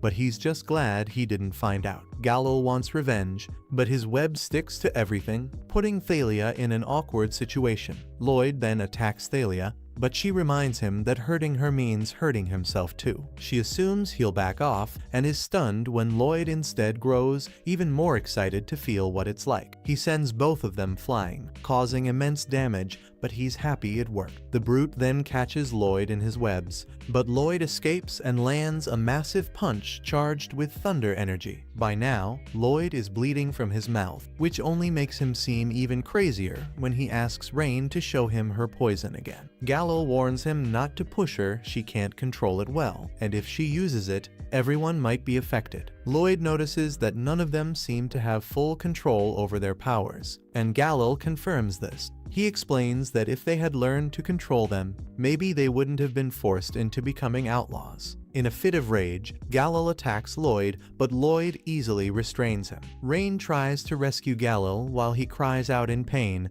but Lloyd also stops her. She's determined to make Lloyd pay for what he's done to Galil until Galil reveals he's actually fine. In fact, he's better than fine. For some reason, he's now in control. Everyone is shocked when Lloyd reveals he engraved a spell directly onto Galil's back, allowing him to control his power. Lloyd admits he's never cast a spell onto a human body before, but he's glad it worked. Galil is overwhelmed as his curse finally ends, but Lloyd tells him he's more than just a cursed brute now, because he can control his mana freely. The others watch in awe as Lloyd tells them it's their turn. He engraves the spell onto them too, and they feel relieved to finally gain control over their mana. Crow is the next to break into tears. It's been so long since he could even speak properly. Everyone starts celebrating, but Rain pretends not to care. She claims she's crying for a different reason, but it's clear she's happy she can now wear whatever she wants. Her poison won't destroy her clothes anymore. Lloyd is thrilled because everything seems to be working out, but Rain doesn't like the idea of Lloyd becoming one of them. The others insist they owe him everything and urge her to prepare a proper welcome party for him. Rain tries to point out that Lloyd mass-produced war weapons and stealthily infiltrated an assassin's hideout. She thinks he's way too insane to join them, but Grimm explains that Lloyd only did all of that for fun. Lloyd wants to see what they can do with their powers now that they can finally control them, but Galil thinks they owe him an explanation first. Lloyd says it's fine, but they insist on telling the full story. Lloyd isn't exactly interested in the history of the Assassin's Guild until Galil mentions their leader. Their leader was the Ghost Blithered, a man with the power to teleport. He was known as Jade, the Shadow Wolf. A flashback shows Jade returning to the hideout after his teleportation ability randomly sent him somewhere against his will. It's a terrible curse, and Jade's curse might be the worst of all. On that day, Jade decided they would become the Assassin's Guild. The plan was to take on the dark jobs the Adventurers Guild couldn't or wouldn't handle. We then see that they used to leave the emblem of the Assassins Guild a coin at the scene of their missions, so that people would know their existence was contributing to global peace. The idea was that one day, they wouldn't need to hide anymore and could live freely. Galil keeps telling the story, but Lloyd only wants to hear more about teleportation powers. Galil explains that just when things seemed hopeful, they heard rumors that Lloyd was preparing for war, and that's when something happened to Jade. Everyone was stunned when an envelope appeared out of nowhere. Sometime later, Silpha enters the assassin's hideout looking for Lloyd, but he's not there. She can still smell his scent and realizes a note has been left behind. The note is from Lloyd. He explains that he went to visit the Lord of the Lordest, along with the Assassin's Guild. Albert trembles with fear as he reads the letter, wondering how this could have happened. He worries that the Lordest and the Assassins might be working together and that they may have taken Lloyd hostage. The Lordest tries to calm him down, and Albert agrees that going to war with the Lordist isn't the answer. War should be the absolute last resort, so Albert swears he'll find a peaceful resolution until the very end. They both fear the worst and immediately forget everything they just said. The two instantly agree. War is the only option. Elsewhere, we see that Lloyd is not the hostage in fact. He's the one leading the charge. It's then revealed that the mysterious letter was actually from Jade. He explained that he had overthrown the rulers of Lordest who were preparing for war, and now he is the new lord. Jade had finally achieved his goal, and that's why he invited the other members of the Assassins Guild to the Lord's mansion to celebrate. He wanted everyone to live together again, and the Assassins were overjoyed, because Jade was fulfilling the promise he had made. Galil thanked Lloyd for helping them, and swore they would repay him someday. However, Rain had a request for Lloyd. She asked if he could come with her to imprint the spell on her too. Lloyd didn't mind helping her, but he revealed something suspicious. He pointed out that the letter had been teleported with precision to the exact spot where they were. That level of relocation magic is one of the most complex topics in magical theory, and no one has ever been able to master it fully. It's not the kind of thing that just happens by chance. The others quickly realize this means Jade lied about not being able to control his power. Now, they begin to wonder, can they really trust him? Could this all be a trap? Rain tries to stay positive, hoping that maybe Jade simply learned to control his power. Either way, Lloyd says he doesn't need to go along with them, disappointing Rain. However, she's shocked when Lloyd suddenly announces he will go, because he's interested in studying the teleportation ability. Rain starts to doubt Jade as well, but Lloyd reassures her, if there's any trouble, he'll handle it. Lloyd tells everyone to follow him, and Galil is moved, saying that Lloyd's kindness knows no bounds. After covering some distance, the group needs to stop and rest. The journey is too exhausting for the Assassins. Lloyd points out they've only been flying for 10 minutes. But since the Assassins aren't used to it, they're already worn out. Lloyd's flight pace stresses the group so much that Babylon ends up bending so far backward, he gets completely stuck. Lloyd agrees to take a break, and Rain immediately runs off to look for food for everyone. She grew up in the forest, and Babylon notices she's clearly trying to show off in front of Lloyd. He reveals that when Rain was very young,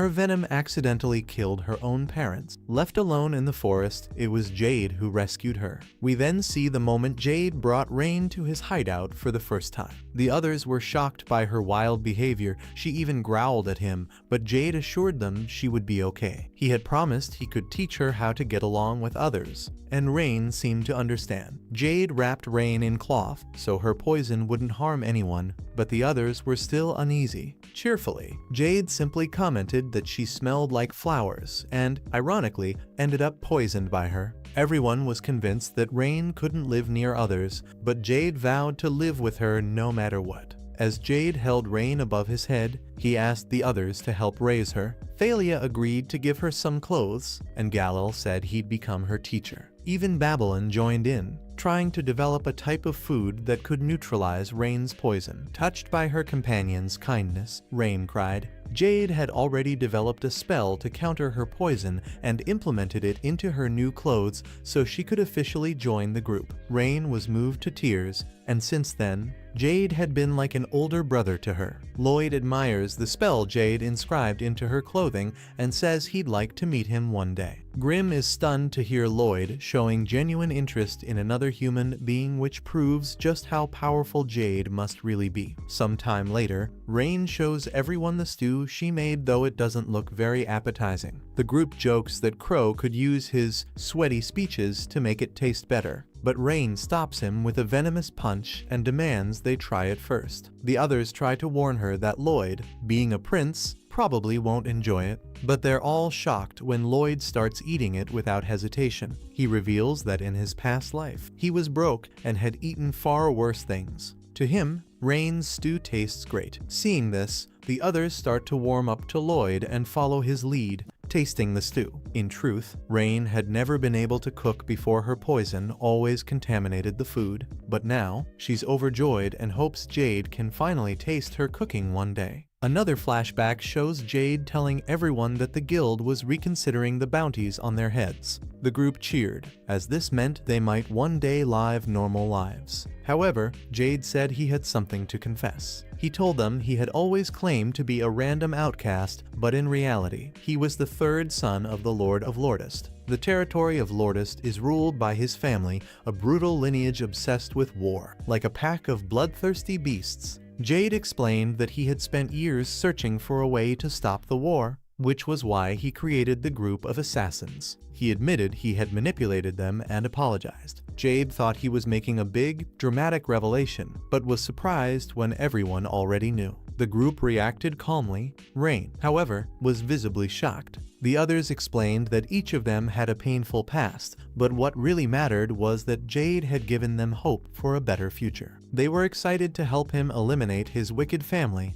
but Jade insisted he had to do it alone. He explained that if the guild found out they'd helped him, the bounties on their heads would skyrocket. He couldn't allow that, so he decided to handle it himself. He declared that his body was cursed, and his family was a curse upon the world. His entire life had been marked by tragedy. Still, Jade said he felt blessed to have met his friends. He cried as he confessed that he wanted to live with them all forever, but he knew he couldn't, since his family could launch a war at any moment. He couldn't just ignore that. Jade's only request was that they keep the guild running, even if he never returned from Lordest. However, if he succeeded, he would become Lord of Lordest and turn the territory into a place where the Blithered could live in peace. More importantly, that would mean they could all live together again. Back in the present, Lloyd falls asleep after the meal. The assassins find it funny how easily he can sleep anywhere, but Grimm points out that Lloyd is always surrounded by an incredibly powerful barrier. The group starts to worry that Lloyd might be under the influence of his own family, so they decide to explore the mansion first. Still, they don't want to wake him up, so they plan to leave him outside. The assassins suggest Grimm stay behind to guard him, but he says Lloyd is practically invincible even while asleep. Grimm's bigger concern is that if something happens to the assassins, Lloyd might scold him, so he decides to go with them. They arrive and find what appears to be a perfectly normal party, no signs of aggression in sight. Grimm suggests that they return later with Lloyd, but no one thinks that's a great idea, as they want to introduce him to Jade. Galil agrees and remembers that Jade had mentioned being interested in the Seventh Prince, and at that moment, they are approached by a stranger who announces their arrival to everyone. The assassins feel somewhat out of place, since they never learned proper etiquette. Grimm decides to go look for Lloyd, but Ren becomes nervous at the thought of seeing Jade, and asks him to stay. Then, Jade appears. All the assassins become deeply emotional. He is wearing his old clothes, and they all notice he used his teleportation ability to change. Jade explains that he has just learned to control his power, and everyone is relieved to realize he hadn't lied to them. Grimm encourages Ren to speak to Jade, and everyone is moved when she fails to find the right words to say. Jade tells her he feels the same, and Grimm sees this as the perfect moment to go find Lloyd. However, just before he can leave, Jade speaks up and orders everyone to bow. Shockingly, all the guests at the party are transformed into monsters, and the assassins are forced to fall to their knees. They are horrified to realize this resembles crows. Cursed speech ability, but it is far more powerful. Jade declares that his plan has succeeded and ignores Ren's pleas for an explanation. Jade had promised to hand over some bleeders to the monsters, and this malicious figure even forgets Ren's name. At that moment, Grimm launches an attack against Jade and orders the assassins to escape. He considers telling them to bring Lloyd, but realizes the situation is so severe that it might be better to tell Lloyd to flee as well. Grimm uncovers the truth behind what is happening, but before he can say anything, Jade hurls him away with a single kick. He mocks the idea of a mere demon interfering and calls Grimm a fool. Deep in the forest, Grimm crashes near Lloyd, completely horrified by what he just witnessed. He now understands what Jade is plotting and calls the assassins wretched. Meanwhile, back at the mansion, Ren begs Jade to explain what is going on, and the monsters mock her for being so naive. At that moment, demons emerge from the monsters' bodies, and Jade reveals he brought them from the underworld. But then the truth is exposed. This is not Jade, his real name is Geyzarm, and he came from the underworld to this region because he desperately wanted something, and what he desired was Jade's body, specifically his teleportation ability. Ren is horrified when Geyzarm reveals that Jade is dead, because he took full control of Jade's body. To make things worse, Geyzarm explains that it took him months to destroy Jade's mind. He torments Ren by saying that Jade screamed in agony as he emptied out his heart. Ren becomes furious, but Geyzarm silences her without effort. He continues torturing them while explaining that Jade had begged him not to harm his friends. Jade deeply cared for them, and thinking of them was the only thing that helped him resist Guy's arm's control for as long as he did. As Guy's control over Jade's body grew stronger, he began to learn about the bleeders. Guy's arm realized that their bodies would be perfect for his demon army, and so he tricked the assassins into coming as well. Jade knew this and decided to take his own life, believing that doing so would also eliminate Guy's arm. The demon allowed him to go through with it, just to make him suffer, but in the final moment, he healed the body. Now he mocks Jade for having wasted his resolve, as the demons around him laugh at his pain. Ren demands they be quiet, but Guy's arm continues. He explains that Jade tried to end his life in many different ways afterward, reliving hell over and over again, but it only wore down his mind faster, until eventually, he simply ceased to exist. Ren can't take it anymore, but Guy's arm doesn't care. He even crushes the gift Jade had once given him. The demons are eager to take possession of the assassins' bodies,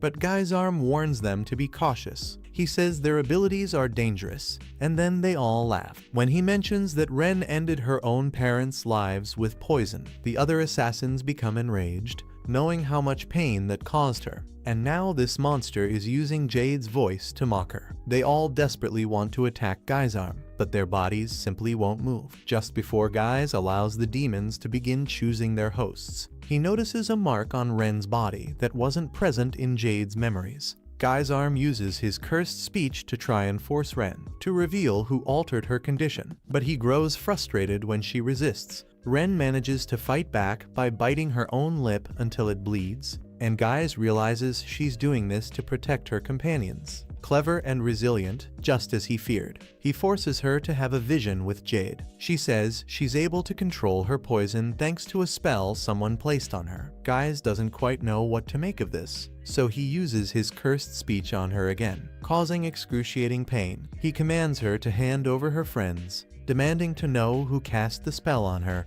and she screams in agony. At that moment, a light shines in the night sky. All the assassins are stunned when a barrier envelops them. Guy's tries to figure out what's happening, but it's already too late. A massive attack strikes the mansion, leaving behind a gigantic crater and shocking everyone. Guy's is devastated to realize it was Lloyd who saved them. Lloyd then asks what Guy's was so desperate to find out, revealing that he was the one who placed the spell. The demons begin to tremble with fear as they stare at the enormous hole in the ground. Ren sobs as she explains what happened to Jade. Lloyd gently calms her while healing her wounds and says that Grimm had already told him everything. It's clear now that Guy's is after him. Lloyd tells the assassins to escape, he'll handle things from here. Ren is heartbroken at the idea of fleeing, but Lloyd emphasizes that demons are swarming everywhere. Even worse, Guy's is a monster beyond his comprehension. All the demons search the crater in a panic, afraid that Guy's might no longer be alive. Then Guy's suddenly reappears, launching one of the monsters into a pool of lava. He terrifies the remaining demons, demanding to know what they're doing standing around. He reminds them that assassins are masters of stealth. If they lose track of them now, they may never be able to find them again. Guy's orders them to chase the assassins, warning them that if they fail, they'll be killed. The demons rush after the assassins, but Lloyd steps forward and declares that he won't let anyone leave. He unleashes another unbelievably powerful attack. The blast lights up the entire area, and the assassins realize this is Lloyd's doing. The demons call him a maniac, and Guy's uses his cursed speech to command, "Die." A powerful attack is launched directly at Lloyd. Lloyd is shocked to see the attack pass through his barrier. This crazy kid even considers letting the attack hit him just to see what would happen. Grimm yells at him to dodge, and Lloyd finally complies. The attack ends up hitting one of the demons instead. Lloyd analyzes the spell and discovers that it causes instant death by triggering cardiac arrest in its target. Grimm pleads for Lloyd to flee and warns him that Guy's can use mana to attack without casting spells, just like Crow's cursed speech, but far more efficient. The fact that the attack is formed directly from mana is what allows it to bypass Lloyd's magical barrier. Lloyd could usually dominate someone's mana if they were like Pazuzu, but Guy's attack might actually be strong enough to pierce his heart. Grimm explains that demons are ranked by class, from 10 to 1. Guy's minions are class 10 demons, which is why magic still works on them. Pazuzu was class 8, Grim himself is Class 3. Lloyd guesses that Guy's is Class 1, but Grim reveals that it's much worse than that. Guy's belongs to a terrifying tier known as the royalty of the underworld. Even elite Class 1 demons wouldn't stand a chance against him. These beings are living calamities, disasters in physical form. On that scale, even Lloyd might be in danger this time. But Grim is shocked when Lloyd simply flies up to meet Guy's head-on. Guy's says he knows Lloyd is the 7th prince, thanks to Jade's memories. He explains that Jade had wanted to meet Lloyd. Lloyd is visibly upset that Guy's ruined that chance. Guy's complains that Lloyd ruined his celebration by punching a hole in the floor. Grim is terrified as he watches Lloyd clearly prepare to fight. Lloyd says he doesn't like the way Guy's is hunting down the assassin guild. Both of them say they just want to have some fun, but everyone knows this is about to turn into a deadly battle. Grim makes one last desperate attempt to convince Lloyd to flee, because the odds are overwhelmingly against him. However, Lloyd has already realized something important. He won't be able to destroy Guy's as easily as he did the demons on the ground. Grim is stunned that Lloyd considered defeating them easy. Even Class 10 demons are extremely strong, with a natural resistance to magic. But Guy's is on a completely different level. High-pressure mana, which would feel like a crushing wave to most, is barely a ripple to him. Just then, Guy's fires an attack at Lloyd, and Grim is astonished to see it nearly break through Lloyd's ultra-durable barrier. What's even more terrifying is that Guy's is breaking through multiple barrier layers, with just tiny fragments of his mana. Intrigued by Lloyd's barrier, Guy's summons even larger mana spears and prepares to test its limits. He launches the attack, and Lloyd does everything he can to dodge it. The spears cause massive damage everywhere, but Lloyd does his best to avoid getting hit. At that moment, Grim is shocked when Lloyd has to stop because Guy's teleported right in front of him. Guy's then kicks the barrier, and Grim is surprised he managed to break it with a normal kick. The demon then combines the spears to create a massive attack, but Lloyd is able to block it with one of his giant statues. The assassins can't believe the insane fight they're witnessing, and the lesser demons notice their targets are right there. They go after the assassins, and Babylon runs to open the gate. Ren worries about Lloyd, and we see Grim crying in fear. Lloyd tells him to calm down because he needs something. Guy's is surprised he managed to pressure Lloyd using his teleportation, but Lloyd points out that the teleportation isn't even his own. He says it's Jade's power, and Jade was never able to control it, but he can. Humans seem incapable of using this ability without the help of a spell from Lloyd. However, Guy's explains that for his species' natural masters of mana-controlling abilities is simple. He pities the blighted, born with powers but without the wisdom to use them. Guy's believes they should be happy to sacrifice themselves, as a blighted is only complete when they become a vessel for a demon. Guy's plans to show him what true power is and wonders if Lloyd will defend, dodge, or run. At that moment, Lloyd is shockingly pierced in the chest by Guy's spear. Guy's reveals Lloyd never had a choice. With no way to fight back, Guy's sends several more spears that pierce Lloyd. Nearby, Galio reminds the other assassins that Lloyd gave them the ability to control their powers. They can't fight, so Galio begins to trap the demons attacking them. His webs harden like stone in seconds, but the demons claim that's more than enough time to kill a few humans. However, Crow doesn't give them the chance and forces them to the ground. Abelin opens the gate so they can escape, but Galio is shocked when the demons break free of his webs. They say the assassins can't escape, but Thalia positions all the demons within her line of sight to use her ability and attack them all at once. Thalia thanks Lloyd for helping her control her power and asks her friends to stay out of her line of sight. She admits she doesn't have enough control to avoid hurting others, so she tells everyone to flee. Thalia intends to hold off the demons, but Ren points out she won't be able to escape after cutting her own leg. The demons realize Thalia can hurt them by injuring herself, but tell her not to get close, they'll just heal.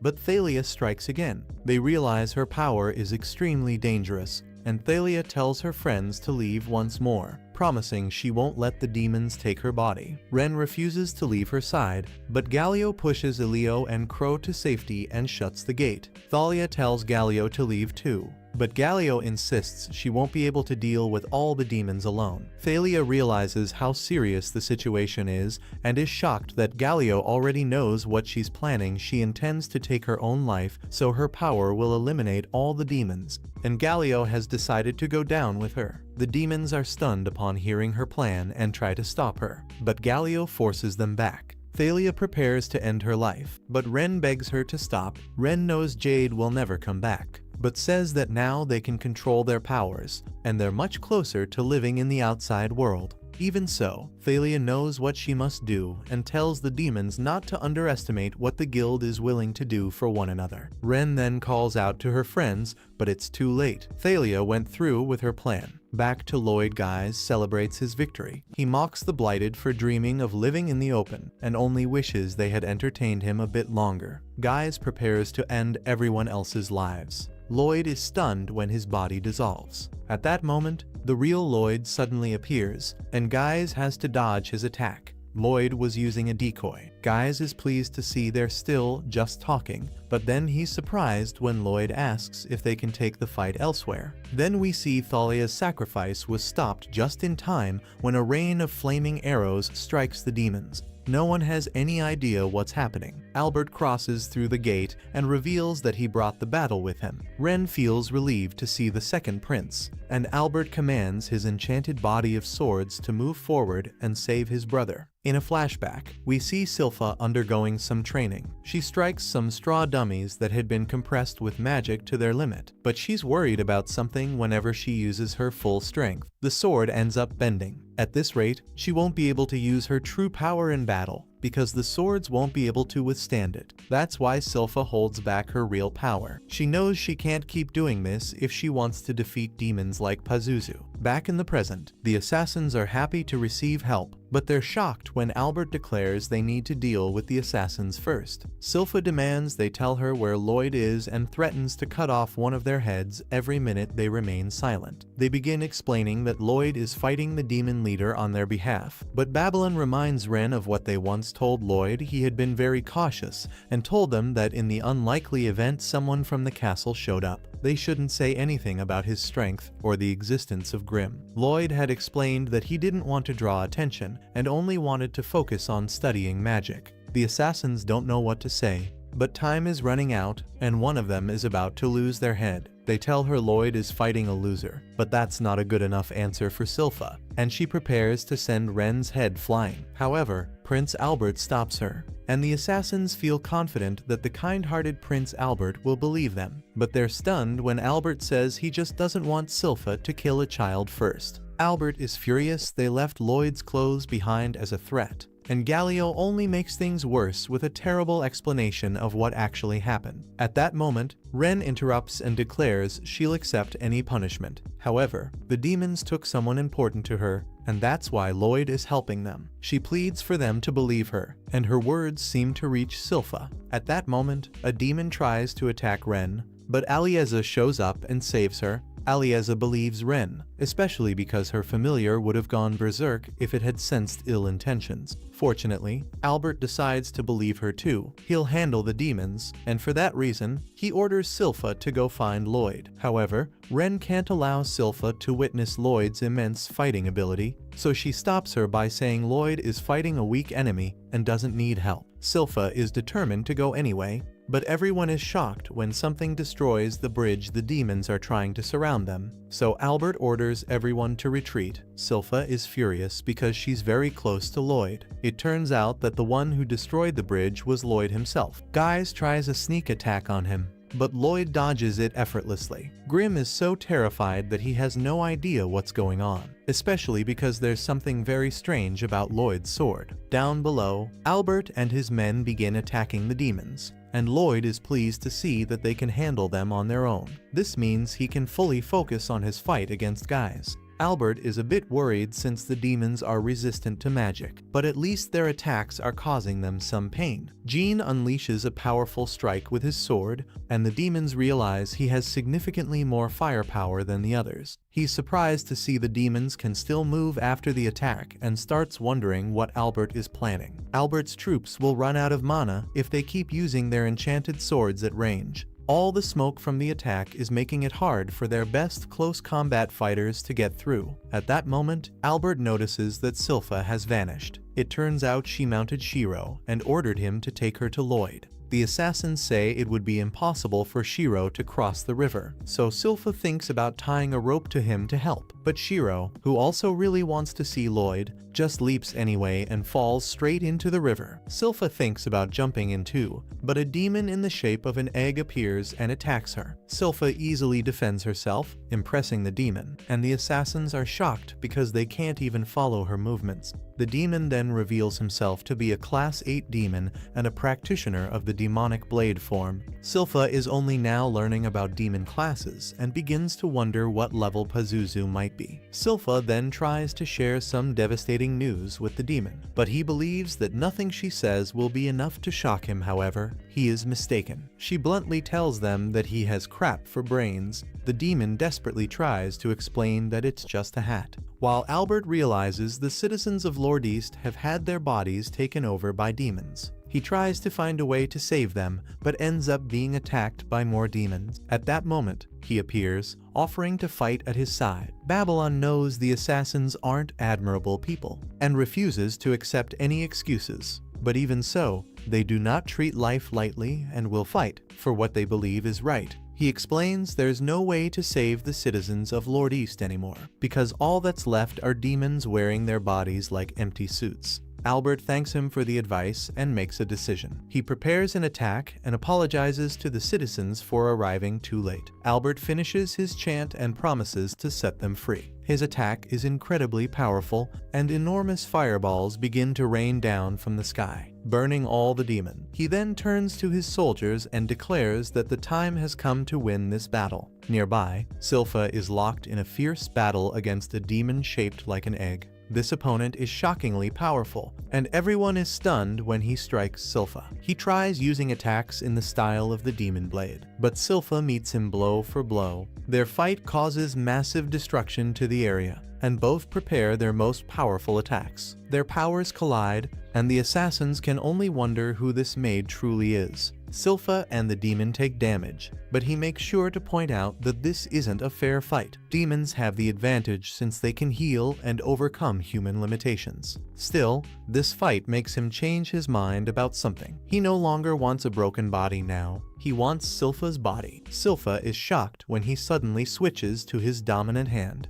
and she narrowly avoids being struck by the next blow. He's using a fencing style from Lorda's, one that the body's original owner once used. The demon mocks the young man, claiming both his memories and body belong to him now. But he didn't expect Silpha to counterattack, and she quickly gains the upper hand, taking him by surprise. The assassins cheer her on, and right after that, Shiro returns to the bridge. But the demon believes Shiro won't make any difference. That's when Silpha reaches into Shiro's flesh and says she's going to put something to good use. She pulls out a sword. A quick flashback shows Lloyd handing her that sword. Lloyd and Diane crafted it together, but it doesn't have any flashy spells or inscriptions on it. It was made solely to be as durable as possible, able to endure all of Silpha's full power. Lloyd was certain that, with that sword, she'd be able to take down a demon. Demons are psychic entities and can't do much without a physical body, so they either build artificial ones or possess human. If the body they're using is destroyed, the demon vanishes too. When a body is under demon control, it becomes absurdly powerful, requiring an extremely strong attack to inflict any real damage. And even if it's wounded, it can still regenerate. That's why the only way to truly defeat a demon is with a fatal blow. Lloyd had always noticed that Silpha was holding back when using a sword. He believed she couldn't fight at full power because she feared breaking her own weapon. Silpha is deeply impressed that Lloyd noticed this and thanks him for the sword. She decides to name it Demon Bane, to always remember not to let him down again. The demon mocks the name, convinced Silpha's fate is sealed. Silpha then reveals that the war was staged in order to trick Jade and force her to return to Lourdes. The assassins are furious when they realize the demons used Jade's fear of war against him. Ren is the angriest and, without thinking twice, tries to attack the egg-shaped demon, but Silpha effortlessly stops her, assuring them that she'll handle everything herself. She then assumes a fierce battle stance, the demon decides to use his secret technique demon blade form. They clash violently, but everyone is stunned when Silpha cuts the demon clean in half. Meanwhile, an exhausted Jade watches the battle unfold and says that he finally managed to do something. Guys believes Jade is just trying to accept his own death, but Jade replies that he won't let him go unpunished. He declares that Guys will lose, but dies before revealing who will be his executioner. Guys then fully takes over Jade's body and begins scouring through his memories. He finds images of his friends, but something inside blocks him from seeing everything. Knowing Jade hated war, Guys decides the demons will start a massive conflict. Back in the present, Silpha has defeated the egg demon and apologizes to the swordsman whose body was possessed. To her surprise, the assassins are crying, and she comments that they don't even seem like real assassins. At that moment, the river begins to evaporate, and thick steam takes over everything. Lloyd can't see anything and wonders if he made the wrong decision. Going back in time a little, we see Lloyd analyzing the battle against Guys. The enemy's spears can pierce through simple or even double barriers with ease. If Lloyd gets hit, it's all over, and to make matters worse, Guys can also use cursed incantations that ignore any kind of defense. Normally those chants are slow, but he's combining them with incredibly fast spear attacks. The most dangerous move in the game is Shadow Wolf, which forces Lloyd to keep moving constantly. If he stops for even 1 second, Guys teleports a direct strike right to him. Lloyd realizes that no matter how powerful Guys is, he's just attacking non-stop without rest. So instead of staying on the defensive, he decides to go on the offensive. But he needs to act in under 2 seconds to avoid being hit by Shadow Wolf. He charges forward, and Guys is impressed by his speed. Still, he doesn't worry, he's confident he can withstand the attack. However, he doesn't want to burn his clothes, so he dodges, and that's exactly what Lloyd wanted. His strike hits the river, and steam spreads everywhere. Now Lloyd is frustrated, since Guys can teleport to any location. He needs to constantly use spectral detection to locate him. Grimm then warns him to keep moving, and Lloyd takes to the air. But then, he has an idea. He realizes some time has passed, and Guys hasn't used Shadow Wolf, which means the enemy can't see where he is. Lloyd recalls that Guys was afraid the assassins would escape, because he wouldn't be able to track them afterward. In other words, Guys is completely dependent on his line of sight to teleport his attacks. And now, with the steam blocking his vision, Lloyd can move undetected. Grimm gets worried when Lloyd stops moving, but notices Guys isn't looking either. Lloyd wants to get close enough to strike with his sword, but he knows that if he gets too close, Guys will notice. From Guy's perspective, he only needs to wait for Lloyd to move. And when that moment comes, Lloyd unexpectedly uses multiple illusionary clones. Guys can't tell which one is real and lets himself get hit. But in an instant, he realizes the real Lloyd is the one whose sword isn't made of earth, and he strikes immediately. Guys praises Lloyd for attempting a physical attack, knowing magical attacks don't work against him. Still, he laughs as he says even physical blows won't hurt him, because no matter what damage Lloyd causes, Guys can regenerate instantly. He can also harden his body to be as tough as iron, and he deliberately let Lloyd stab him just to identify the real one. Guys says Lloyd can be proud of himself in the afterlife, since he managed to, but his villain monologue doesn't go too well, because Lloyd's clones haven't vanished yet. And now, Guys is shocked to see that the Lloyd he attacked was also a fake, meaning Lloyd gave a real sword to a clone to deceive him. Guys tries to guess where the real Lloyd is. He suspects he's hiding in the sky, but he's completely wrong. The real Lloyd attacks from behind. Just when he thinks his plan is working, Guys disagrees, regenerating instantly. He teleports some clothes onto his body, and we learn more about his powers. Guys can teleport objects without seeing them, but only if he knows exactly where they are. Lloyd explains that his clones are practically useless, meant only for silly tricks. There are many ways this could go wrong for him, which makes his plan extremely risky. Grimm is terrified, and Guys chooses a simpler approach. He'll attack all of Lloyd's clones at once. This strike should reveal the real Lloyd, since Guys is sure he'd use a barrier to protect his actual body. However, that also turns out to be another clever trick. So Guys continues his assault. He tries to understand what Lloyd is planning. Suddenly, he becomes excited as he realizes this fight is way more thrilling than facing entire demon legions. He's convinced that Lloyd is enjoying himself too, so he summons even more clones. In the shadows, Grim is horrified as he understands Lloyd's plan. He knew that guys would attack the clones, thinking Lloyd would shield his real body with a barrier. So Lloyd decided not to use any barrier at all. Instead, he's using an obscure technique to hide his presence,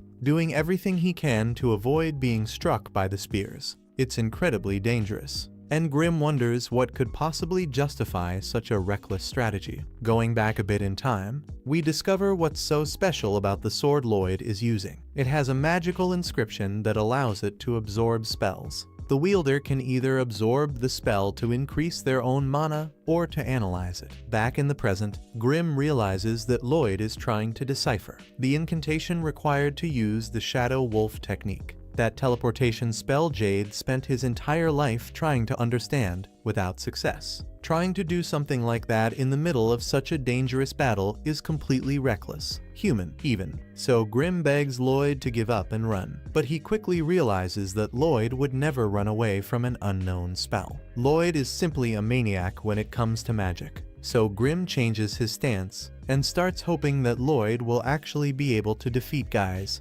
Lloyd uses the spell tracker technique to analyze the magic and searches for traces of Jade within it. He tries calling out to Jade, telling him that all his friends are waiting for him. Lloyd reveals himself to Guys, who suddenly realizes he's not protected by a barrier. He notices a cut on his cheek. Lloyd explains that he noticed something important, which is why he stopped using clones altogether. Guys assumes that Lloyd realized he can't win this fight, and demands to know why he's still fighting. He acknowledges that Lloyd is different from everyone else, and says that the two of them are alike. Guys tries to convince Lloyd to join him, but he is immediately rejected. Lloyd admits that Guys is indeed strong, but he emphasizes that strength is all he has. Humans, on the other hand, are weak, and they spend their whole lives trying to overcome their limits. But that's exactly what makes them capable of creating amazing things. Magic is the perfect example of that. It was born from people's desire to control elements like fire or flight.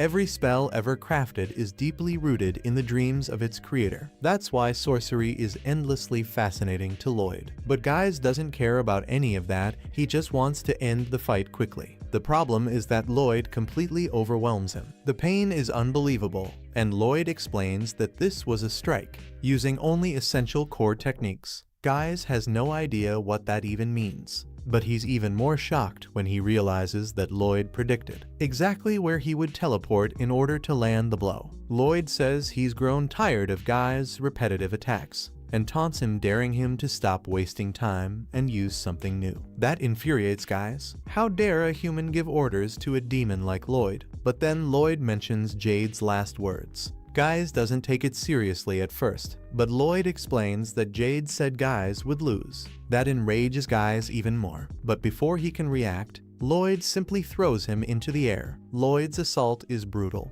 and though Guys tries to stay composed amidst the screams of pain, the truth is that Lloyd's strikes hurt badly. Still, Guys remembers that he can just regenerate, and that should bring him some relief, right? But he's wrong. There's an even bigger problem. Lloyd keeps dominating the fight completely, not giving Guys even a second to recover. Lloyd uses a double launch technique to prepare his next strike. The impact sends Guys flying toward the castle, and before he can even stabilize himself, Lloyd is already on top of him again. Guys panics as he sees magma directly beneath him, but he can't figure out exactly where he is. Falling into the magma would be catastrophic, so he tries to find a path through line of sight to escape. But Lloyd was already one step ahead and delivers another devastating attack. In that moment, Lloyd reflects on his passion for magic, something that has always fascinated him both in this life and the last. He's always been curious about the people behind spells, how they were crafted, and now he feels that same curiosity about Jade.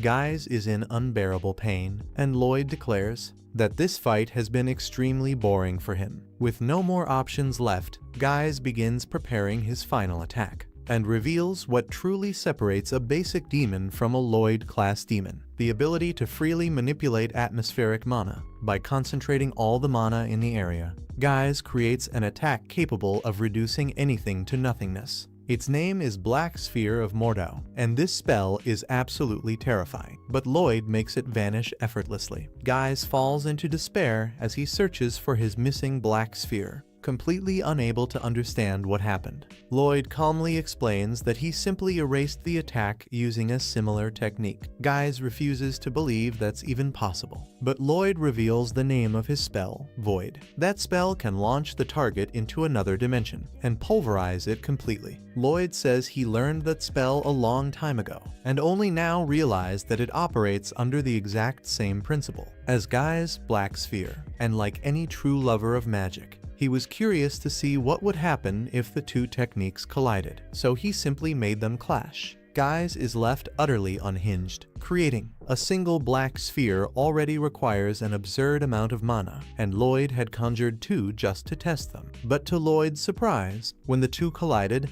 they simply cancelled each other out. That was quite disappointing, and now he's equally disappointed with Guise, because this battle has already lost all meaning. Guise, on the other hand, is boiling with rage, while Lloyd doesn't even pay attention to his furious speech. Guise tries to attack once more, but the moment he touches Lloyd, he's overwhelmed by an absolute fear. Even Grimm, who believed he understood Lloyd's power, realizes he was completely mistaken. Lloyd is on an entirely different level. From Lloyd's perspective, Guise only has one more use: to serve as the target of yet another magical experiment. He wants to see what happens. When Guise is struck simply by the void, Guise is consumed by immense dread, as Lloyd delivers the final blow. Meanwhile, as Sylph was fighting the demons, something strange begins to happen. They start moving slowly, very slowly. There's also a sweet aroma in the air, and Ren seems to say not to breathe in too deeply. It's her poison, and she's doing everything she can to keep it from reaching her friends. Albert thinks the fight would go better if the sun rose, and he realizes the sun should have already appeared. They assume it's all the mist, but soon notice that dark clouds are covering the sky. Guise screams in agony, the damage being too great for him to regenerate, and his shadow wolf is not functioning either, so he decides to abandon Jade's body. However, there's no escaping the void. Guise then pretends to be the real Jade. He claims the void removed Guise from his body and begs Lloyd to stop the attack. He pleads for the other assassins to attack Lloyd in his place. Lloyd knows exactly what to do and crushes Guise. Grimm simply sighs as Jade's spirit lingers for a moment before vanishing. Ren looks up at the sky and remembers that Jade once told them about a rumor concerning the seventh prince. The newspapers claimed there had been a firework accident on the day of his birth, but the rumors suggested it may have been a spell cast by the seventh prince at the moment of his birth. The other assassins believed this. They thought that if the rumors were true, then a prodigy like the seventh prince could free them from their curses. They all had a friendly discussion, and the big guy offered to serve the seventh prince for the rest of his life if he could save them. Ren smiles uncontrollably as she remembers how Jade wanted them all to live freely together. After the battle, Lloyd builds a grave for Jade, but Grimm points out how distant the grave is compared to the others. Lloyd explains that the void consumes everything and that there was no body left to bury, so this is more of a memorial. Grimm is impressed that Lloyd managed to strike the void, since it moves so slowly. Lloyd then explains that he only succeeded because he deciphered Guy's Shadow Wolf spell. He created a spell to detect when it was being used and linked it to his reflexes, so he could dodge and pursue automatically. Grimm can't believe Lloyd managed to break down such a complex spell in the middle of an intense battle, but Lloyd admits that he was being very cautious, and Guy's was incredibly powerful. Lloyd was fortunate because the Shadow Wolf spell had been clearly exposed to him. That's because, in the end, Jade managed to transcribe the full spell for the Shadow Wolf and left it behind, knowing that someone would take on the challenge of finding a way to defeat it. Lloyd declares that it wasn't he who won this fight, but Jade. Reze listens beside him, and his words move her deeply. She wants Lloyd to know just how grateful she is. But Albert arrives to speak with him. Lloyd tries to hide whom the grave is for, but Albert already knows it belongs to the leader of the Assassin Guild. However, Albert doesn't know the full story, so Lloyd realizes the assassins must have made up a version to protect their secret. Albert still knows that Lloyd defeated a demon, so he feels proud of his little brother's strength and kindness. Unfortunately, life is complicated,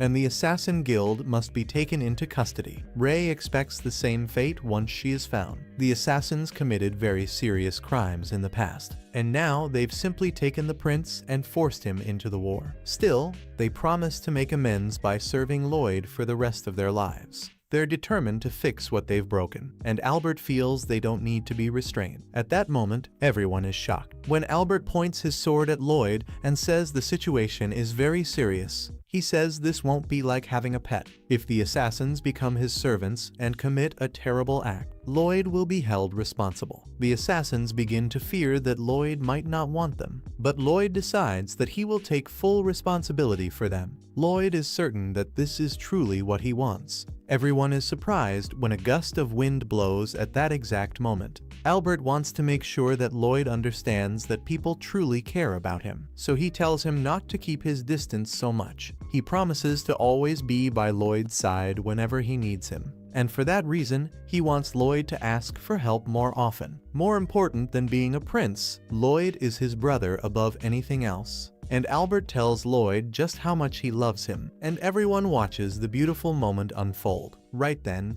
Tao appears out of nowhere asking if Lloyd and Albert are okay. She ran there the moment she heard Lloyd was in trouble, and told everyone not to worry anymore because she was finally there. However, she realizes that the battle has already ended. Judging by the grave and the empty look on everyone's faces, Tao runs away embarrassed, but the others go after her to thank her for what she did the other day. Grim is surprised to see that Lloyd genuinely wants the assassins to be his mentors. Lloyd tries to say he's only interested in their parties, but Grim notices it's something more than that. Sometime later, a tea party is held, but Tao is extremely nervous due to all the royalty present. Albert assures her that she can relax, but Tao ends up getting a bit too comfortable and makes a mistake. When she calls Silpha a stupid maid and orders her to serve tea, the two begin to argue, and the assassins say they enjoy lively parties like this. Some of the party guests drink a bit too much, and end up holding a farewell toast to Jade. Thalia wants Albert to have a drink, but he points out that he's conducting official business by keeping an eye on the assassins. However, Thalia insists and uses her ability to share her drink with Albert. Everyone is shocked to see that she actually did it and wonder what might happen next. Albert becomes furious when he remembers that the assassins never explain why they were wearing Lloyd's clothes.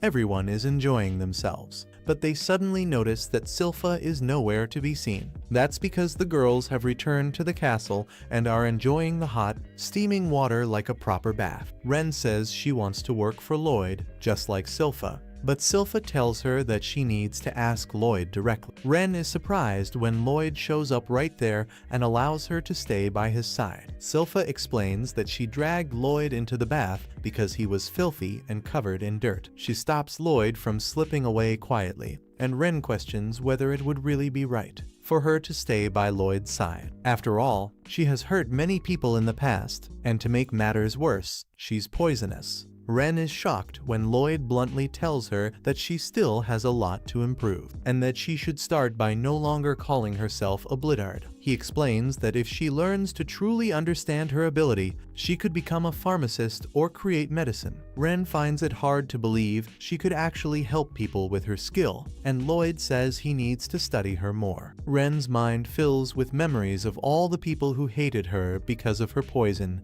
of how she even hated herself. But Lloyd accepted her without hesitation, and only now does she realize that Lloyd never once called her a failure. Lloyd advises her to work hard before he leaves, and Ren promises she'll give it her all. Later on, everyone gets ready to meet with the king, and Lloyd fears he might be in trouble. But the king is actually very proud of his sons. Meanwhile, in the basement, Ren is doing some cleaning, and feels happy to see that Lloyd is doing what he loves the most, which is learning about magic. And that's where our video ends. If you enjoyed it, make sure to leave a like, subscribe to the channel, and activate the bell so you don't miss anything. And leave a comment down below saying, "I love magic," so we'll know you watched it all the way to the end. Take care, and see you next time.